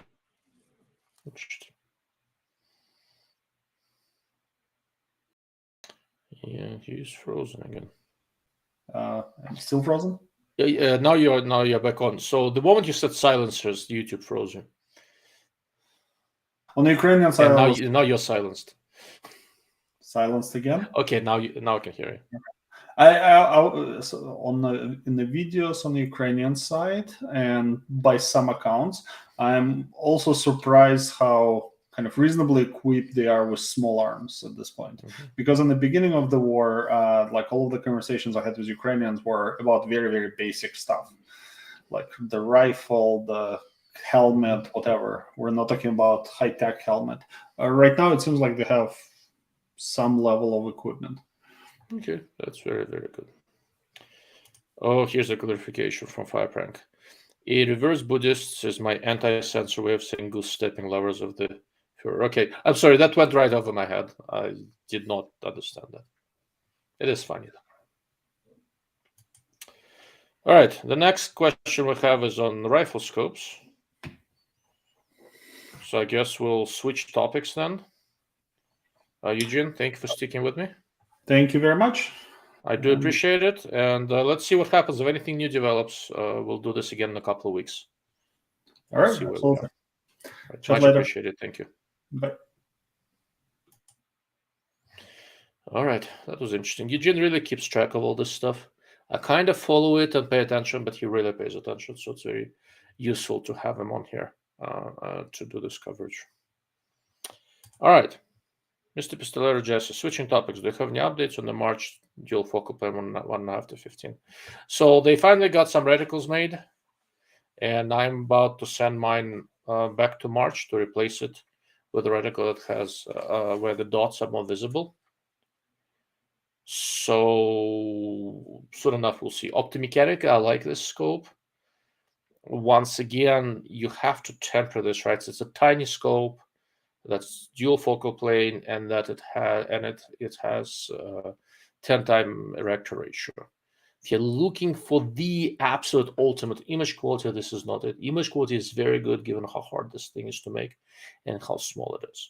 So for me, I'm sort of treating this as a scope that will be used most of the time, up to 10 power. I like this because it will work with clip-ons. It will work for general hunting and SPR type use.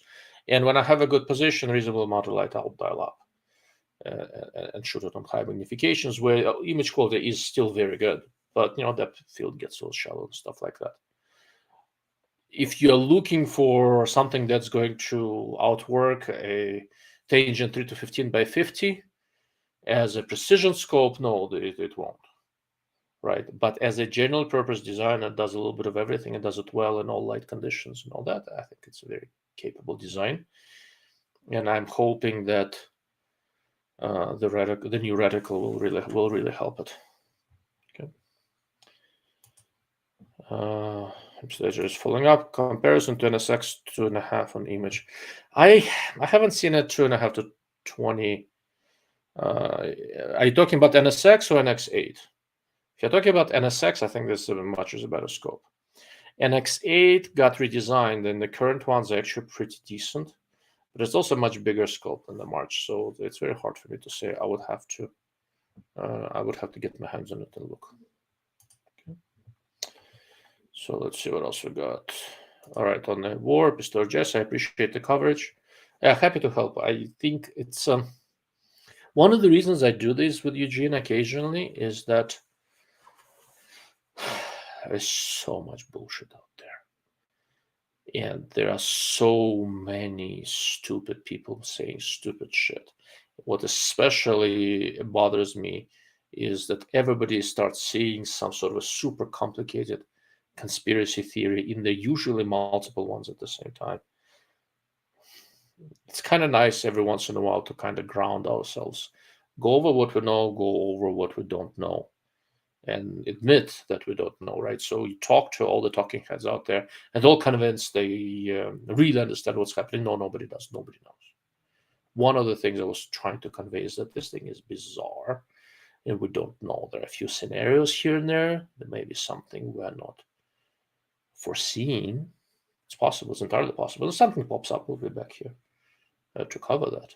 But it's so fucking weird. This thing is so odd. So, Fire Prank, that was a great update for me. Thank you, sir. Much appreciated. Thank you for sticking with us. And back to optics. A new precision shooter here. I'm looking for 2 DMR scopes. One for a 5-6, I shoot at 500. Another for a 308, I shoot at 800 to 1000. Both guesses. What would you suggest? How much money are you looking to spend, right? I can suggest all sorts of stuff, but unless you tell me how much money you want to spend, there isn't a ton I can do. So, what's your budget? Okay, there you go. Athlon ETR good enough? Is there something else between that and the expensive Photo 16 attacker? So, in that, I assume you're talking about 3 to 15 Photo 16 scopes in 1,000-ish or a little more range. So there are several like this. Honestly, for a gas gun, it's still very hard to overlook Vortex PST Gen 2 3 to 15 by 44. Very good field of very wide field of view, really a gem of a scope. For at least one of them, I'd probably just do that. Athlon ETR 3 to 18 by 50 is quite nice. Would I take it over the PST Gen 2? Well, if you need a lot of elevation, Yeah, if you don't, and for your distances and your guns you don't, I don't know. That's a tough call. Did you look at the GLX 3218 by 44 Apollo and 308? So I do have a GLX 3218. I did a stream on that on my website. Which reticle is the Apollo? I have the Meal reticle there, and I don't think it's Apollo. I think Apollo is a BDC reticle. Let's see which one was the Apollo reticle. Hold on. Okay, there we go. So the reticle I have is the Athena BPR. No, so Apollo must be the BDC reticle. I have not looked at that one. I don't anticipate it for a precision scope. I will absolutely go on the record. The BDC reticle, unless you're talking about David Tubbs DTR, which is a whole system. Normal BDC reticles for precision scopes is just a bad idea. I don't subscribe to it. I don't intend to test one. I think it's there's no reason for that configuration to exist unless you're selling it to people who don't shoot, honestly. So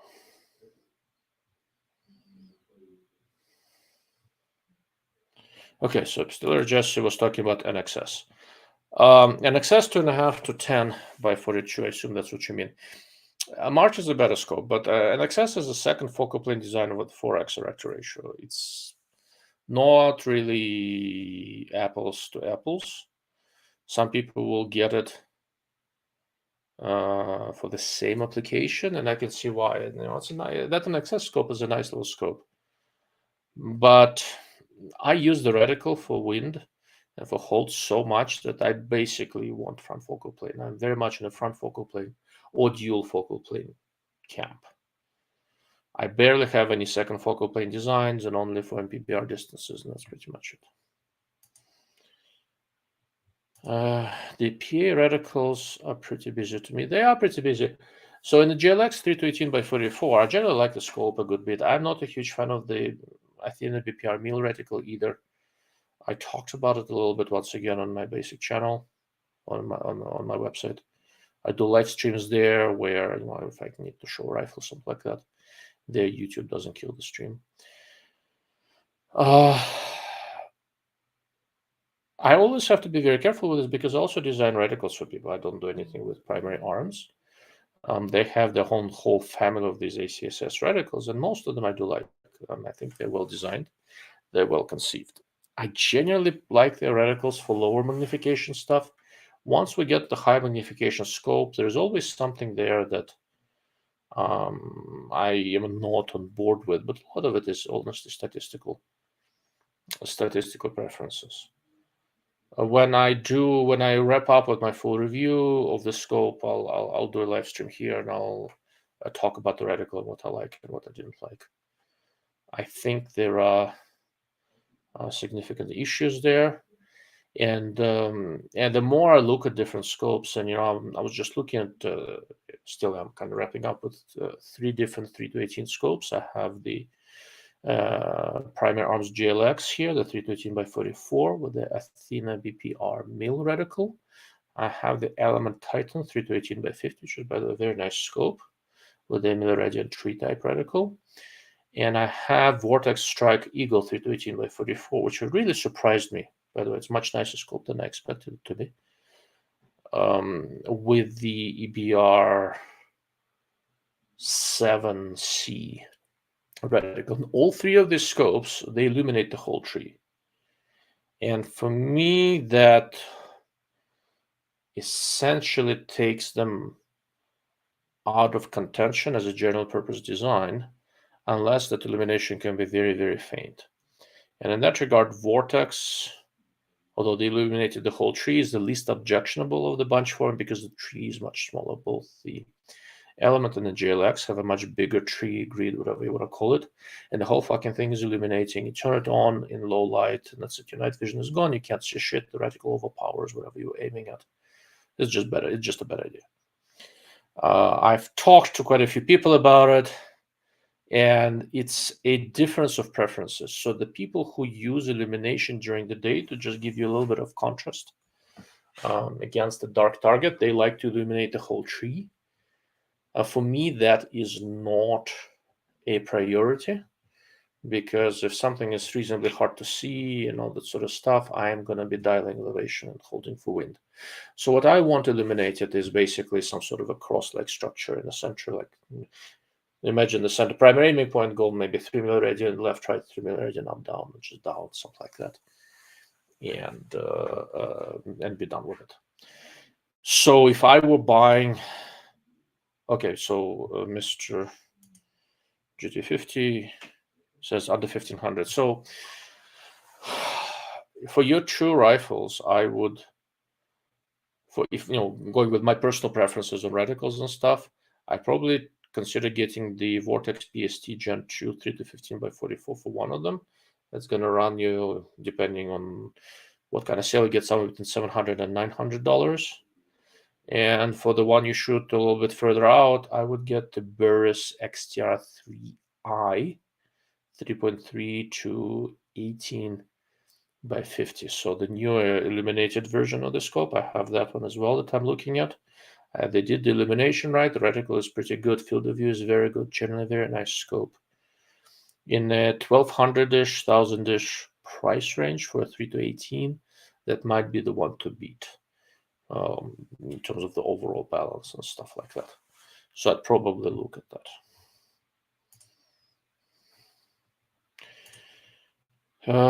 Maybe 2K for the right scope. It's kind of weird in that if you look into this 3 to 15, 3 to 18 range, there is really not much around 2K that's worthwhile. You're basically playing in this $800 to $1,200 range. And then there is almost nothing, and you just step up to like $2,500 for the Night Force, something like that. A scope I happen to really like is the Leupold Mark V 3.6 to 18 by 50. But the version that I like has the illuminated PR1 mil reticle, and that will start costing you some money. So my basic recommendation, if you want to go a little bit further up market, the king of the hill is a Tangent Theta 3 to 15 by 50, but that's $4,000. That's not the price range you're looking in. If you want something compact and capable, the Leupold Mark V is very good, but it makes sense if you have a law enforcement military discount. Then the 3.6 to 18 by 44 Mark V with a illuminated PR1 mil reticle is a very good option. If you're not going to do that, PST Gen 2, Burris XT3i, I'll be looking at these.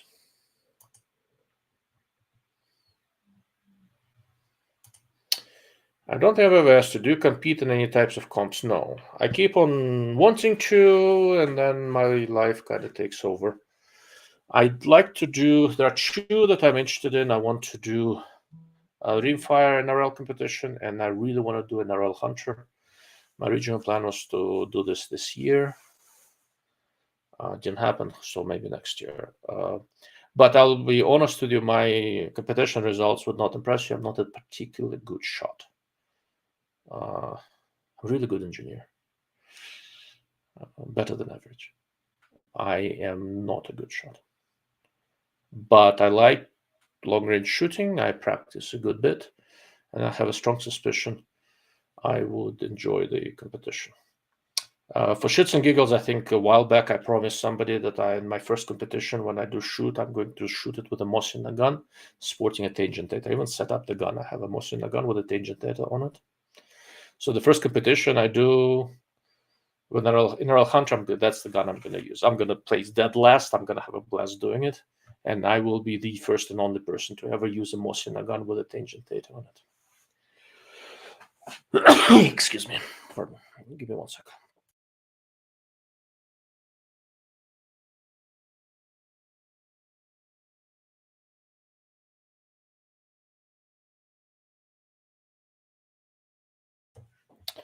I assumed none of you were itching to listen to me blow my nose. All right. Also, I find scope leveling a bitch. You get used to it after a while. There are good leveling kits. That's one nice thing. So I've been looking at a lot of rings and mounts from Sunwave Photo. This is a Chinese company that makes tripods and stuff like that. They're beginning to do mounts. I just got the prototype here. They asked me for my feedback. A friend of mine works with them a little bit to import them, so I was happy to help. The machining quality is excellent, so I just got the new prototype of the new mount from them, and it's actually looking really good. For the money, it might be the best one out there. I'm putting it through its paces. I kind of, it was nice that they took feedback, did the right things with it, and the machining quality is very, very good. So when they, for their rings and mounts, they give you these leveling kits, just the wedge styles. They're cheap to make. They work well. Fix-It Sticks has the scope jack, which is quite nice. It also helps you level a scope. So there are ways of doing it. Honestly, the bulk of the time I just eyeball it, and I've been doing it for so long that's usually. Then I put a level on it and it's straight. It's just a matter of practice. 5 rank 6. Stupid question. Why does the reticle for my Leopold 1.5 have a golden outline in a scope shadow? Is there a reason that feature doesn't appear in other SFP scopes? It sort of depends on what material is being used for the reticle. That particular one, I don't know which reticle you have. It's possible that it's a wire reticle. And what happens is that if the light is coming from ahead of you, it reflects off of your face, goes into the eyepiece, reflects off of the reticle, and comes back to you. That's what you're seeing. And the metallized, whatever metal they're using for the reticle wire is probably some version of a copper wire. When you are looking at it against a bright background, it just looks dark because there's no light coming from the wire. But if there is light coming in through the eyepiece, it will bounce back, and then whatever actual color the wire is will show up. I'm not particularly bothered by it. I know some people don't like it.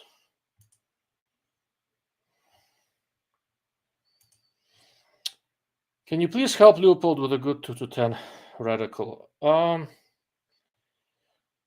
Can I? Yes. Will they hire me to help them with reticles? No. Leopold does their own thing. I have a fairly cordial relationship with them. I like the Mark V scopes. Haven't always had a good relationship with Leopold. So credit to them being sane adults. They still talk to me. I haven't always been.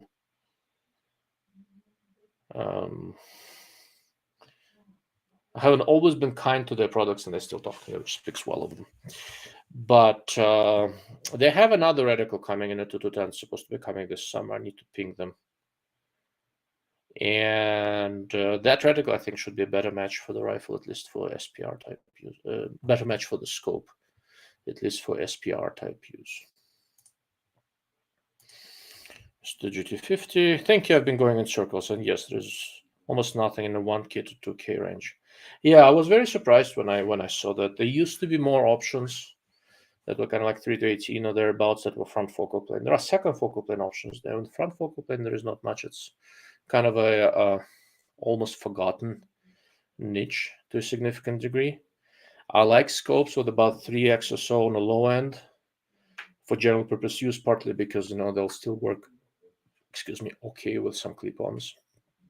For crossover use, I really like scopes like 2 to 12, 3 to 15, that kind of stuff. Depending on how important working with a thermal clip-on is. If you're going to spend a lot of time with a thermal clip-on, you want true power on the low end or thereabouts. If that's not going to be very common use, then 3 is fine. So, look, if you're not going to use it with a thermal clip-on, another scope you can get now from Primary Arms, I think for about 1,200-ish, 1,100-ish after that scope box thing, is a Vortex Razor HDL HT 4.5 to 22 by 50. Normal price is about 1,500. I think you can get it in the 1,200-ish range right now. Yeah, that's better than XTR3 or PST Gen 2 and lighter.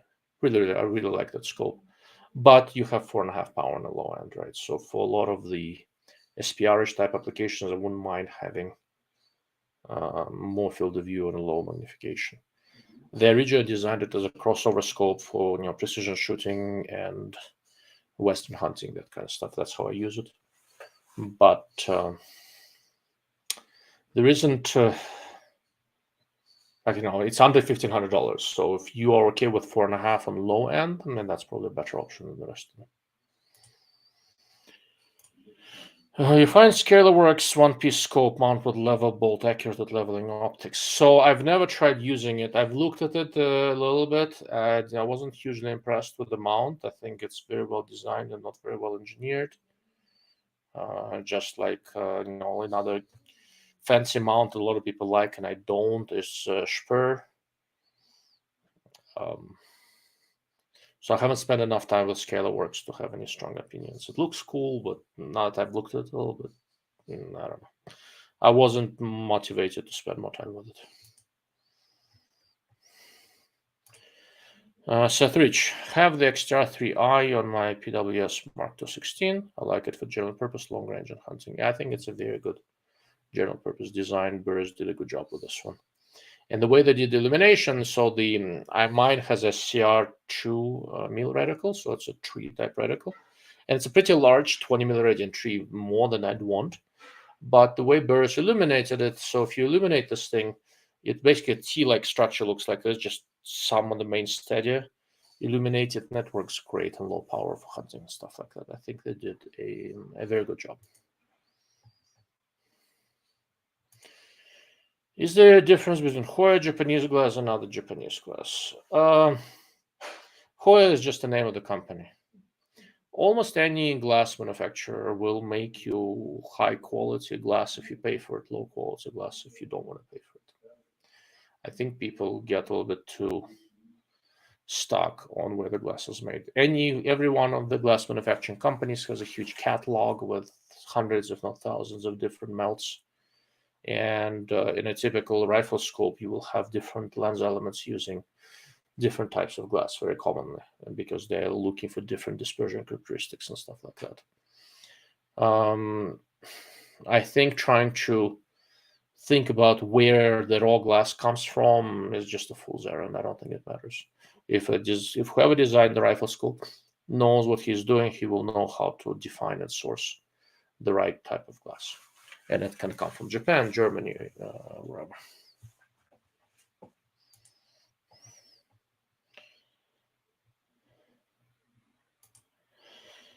Is there going to be new reticles available for the upcoming Element 5X Prism coming from Immersive? I'm curious if there will be wind holes in a gas unity.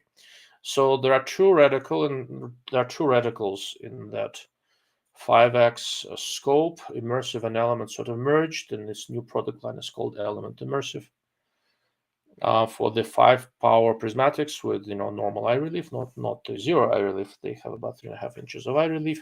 I designed two reticles for them. One is a milliradian type reticle, one is a BDC type reticle. Both of them do have wind holes. I do not have full production scopes yet. Hopefully, I will see them in a comparatively not so distant future. So once I do, and they're willing to go fully public with it, I'm gonna publish the information, the reticles, and give you full workup of why I designed them the way I did.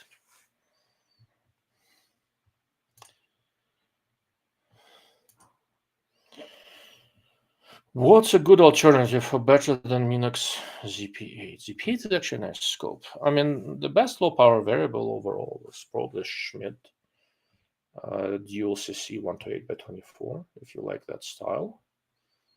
So that's probably better than ZP8, but more expensive.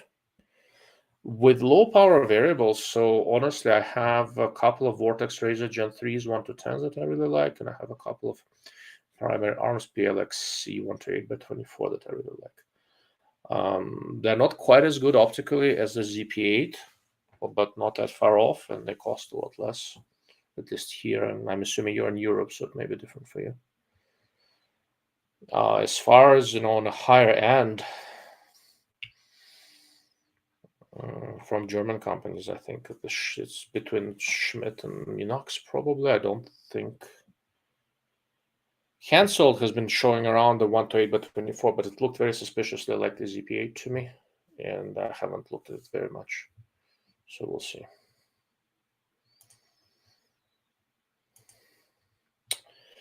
Does the LHT 4.5 to 22 have enough elevation for rimfire at 350 yards. Pretty sure that scope has a zero stop that limits elevation. Not just a zero stop, it generally has limited elevation. It's one of the things you do to keep a scope light. It has a 6 milliradian per turn double turn turret. So once everything is set up, you will get about 11.5 milliradian out of that turret, and that will not get you rimfire at 350 yards. Will it? No, it will not. So if you want to put it in a rimfire, that's not a scope for you. If you're putting it on a center fire, 11.5 milliradian will get 308 to 1,000 yards at most altitudes.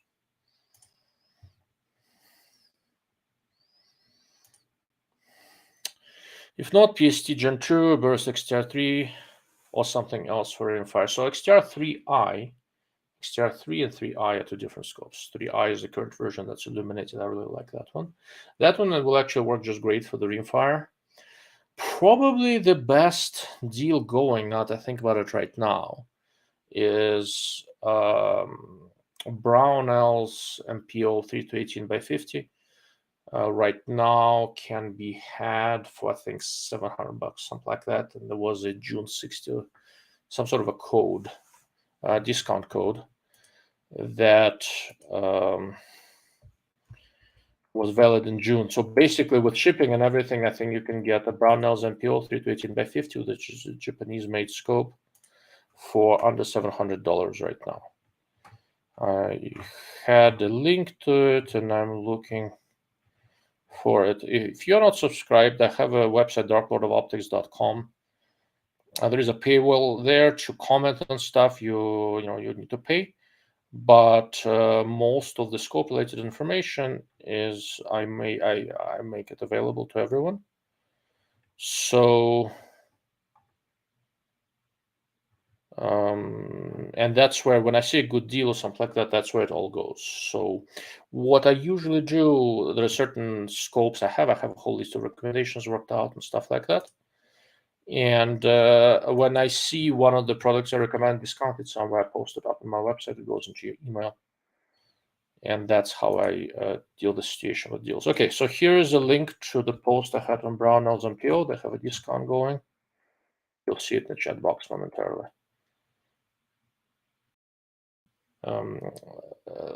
MPO has, I think, close to 40 milliradian of elevation adjustment, so that will take your rimfire where you want it to go.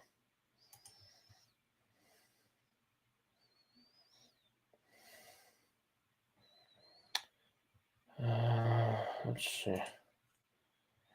Pipercus, thanks. I'll look into the scope, Jack. I'm horrible at leveling optics. If you live in Albuquerque, I'll set it up for you. How's that? If you don't, tough call. That's a comment on LHT, which is correct. Seth Rich also have a CR2. The illuminated T is usable for shooting hogs at night at around 5x typically. That's spot on. I think the way Burris did illumination, they did it right for low light. Not only is it a fairly small portion of the reticle is illuminated, so it doesn't overpower your vision, but also you can set the illumination to be fairly low, which is very useful, and you can switch between red and green illumination. What sounds gimmicky, but the way they integrated it, it's pretty seamless. And depending on what kind of terrain you're in or your personal preferences, red or green might be useful. I'm really enjoying the XTR3i. I think Burris did a good job with that. I also have the XTR Pro that I also like.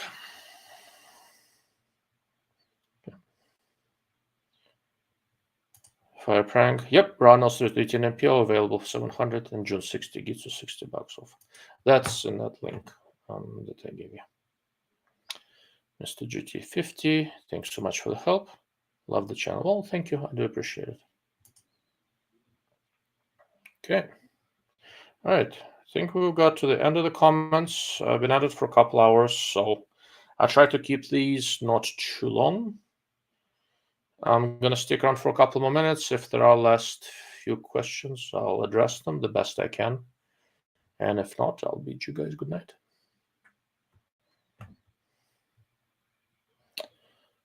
All right. I think my wife's trying to get a hold of me.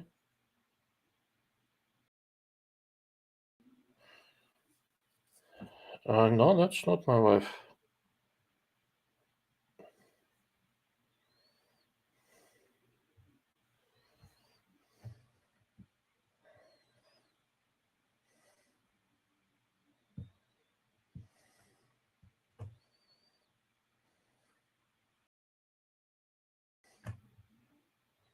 Long live the mutiny. I think the mutiny, the current one in Russia, has petered out for now. We'll see where that goes. I have no idea, right? So I am protected from all that bullshit by my US citizenships and a couple of oceans and lots of land. And since I'm not hugely concerned about Russian nukes, I find all this stuff very amusing. It's a very morbid amusement. Lots of people are dying. It's totally unfair. And I sympathize. But the Russians got themselves into this. What's happening in Russia is a shit show. It's not a good thing. But some years ago, when we just left Soviet Union, I remember saying that nothing worthwhile is really going to happen in Russia until we're a few generations removed from Soviet Union, assuming Russia does not encapsulate itself again. The last generation to really understand Soviet Union, well, people my age, I was 15 when it collapsed. That's when I came to America in 1991. So I'm in my late 40s now. If Russia was kind of a slowly functioning as a normal country, trying to build some sort of a stable society without overtures with tin pot dictators and ultranationalist ideologues and all sort of stuff for a couple generations, maybe something worthwhile would happen there. But I fear that the way Russian culture operates does not easily allow for that. And Russia right now is getting encapsulated and cut off from the rest of the world for the most part. Again, and it may not be a communist encapsulation, but it is an encapsulation still. That will revert them back from what we think of civilization in the Western world. To be truly a viable member of the community of nations, if you wish, for lack of a better word, you need to be a couple of generations removed from all the totalitarian crap. It's one of the things that we here in America don't appreciate enough. No matter how much we may dislike, most of you are probably politically similar to me. I'm not a huge fan of what's happening now. I'm not a huge fan of who's in the White House. Hell, I'm not a huge fan of Trump either. Trump is crazy and stupid, and Biden is weak and stupid. From an international standpoint, I prefer crazy to weak, but it is what it is. One of the things to keep in mind is that we have behind us, a couple hundred years or more of peaceful transition of power, and a couple hundred years, a little more, of Americans being able to live their lives without paying a huge amount of attention to the political reverberations. American politics were intentionally set up as a slow-moving pendulum. It moves a little bit this way, moves a little bit this way. And while politicians are preoccupied with fighting each other, the rest of us can have their normal lives. That has gotten disturbed a little bit lately, but we're still sort of there.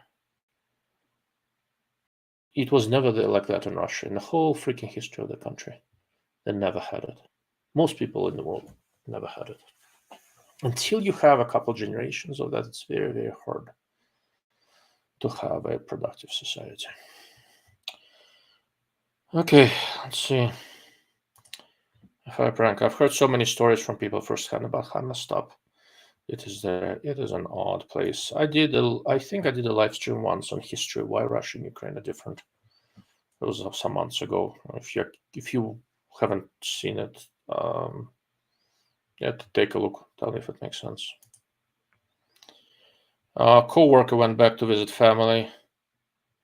Some law enforcement guys started walking up to him. He just held out a couple $100, took it, and walked away. No words exchanged. He told me exactly like I remembered. Yes. As far as corruption goes, everybody thinks that Latin America is corrupt. It is, but compared to Russia, it's all child's play. All the pro-Russia, anti-Ukraine people on the right, I have no idea how we managed to get pro-Russia people on the right. It's so insane to me. They're all complaining about Ukraine being corrupt. Ukraine is spectacularly corrupt. It would look even more corrupt if it wasn't next to Russia that wrote the book on corruption. I don't have any warm feelings toward either country. But in this situation, Russia is definitely the bigger asshole.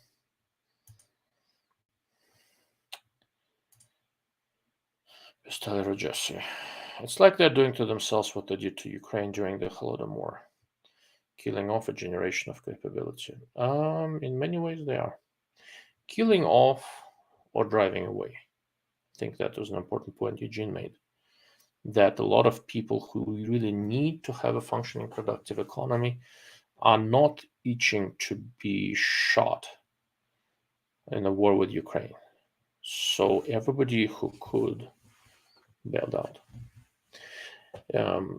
In the last 30-some years, one of the big problems with Russia was a tremendous brain drain because the country was so hopeless in so many ways that a striking majority of people, of capable people, whoever had the ability to bail out somewhere, bailed out. So what floated to the top were the various criminals, thugs, etc. Putin's crowd, right? You can have a society like that if you are selling raw materials, living off of that, and that will keep the comparatively small elite doing reasonably well, and everybody else is going to be neck deep in shit. And that's what we have in Russia. You can't have a middle class on selling oil. And without the middle class, it's very hard to have a long-term standing, long-term productive and capable economy. It's unfortunate, it's very sad, but I don't make the rules. I just make observations. All right, guys. On that sad note, I'm going to go eat dinner, write an article for Guns N' M. I owe them one, and go to sleep.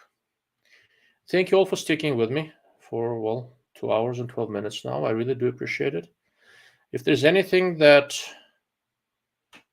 I didn't cover that you'd like me to, please put something in the comments. I do monitor those, and I do appreciate your time and attention. Thank you all, and good night.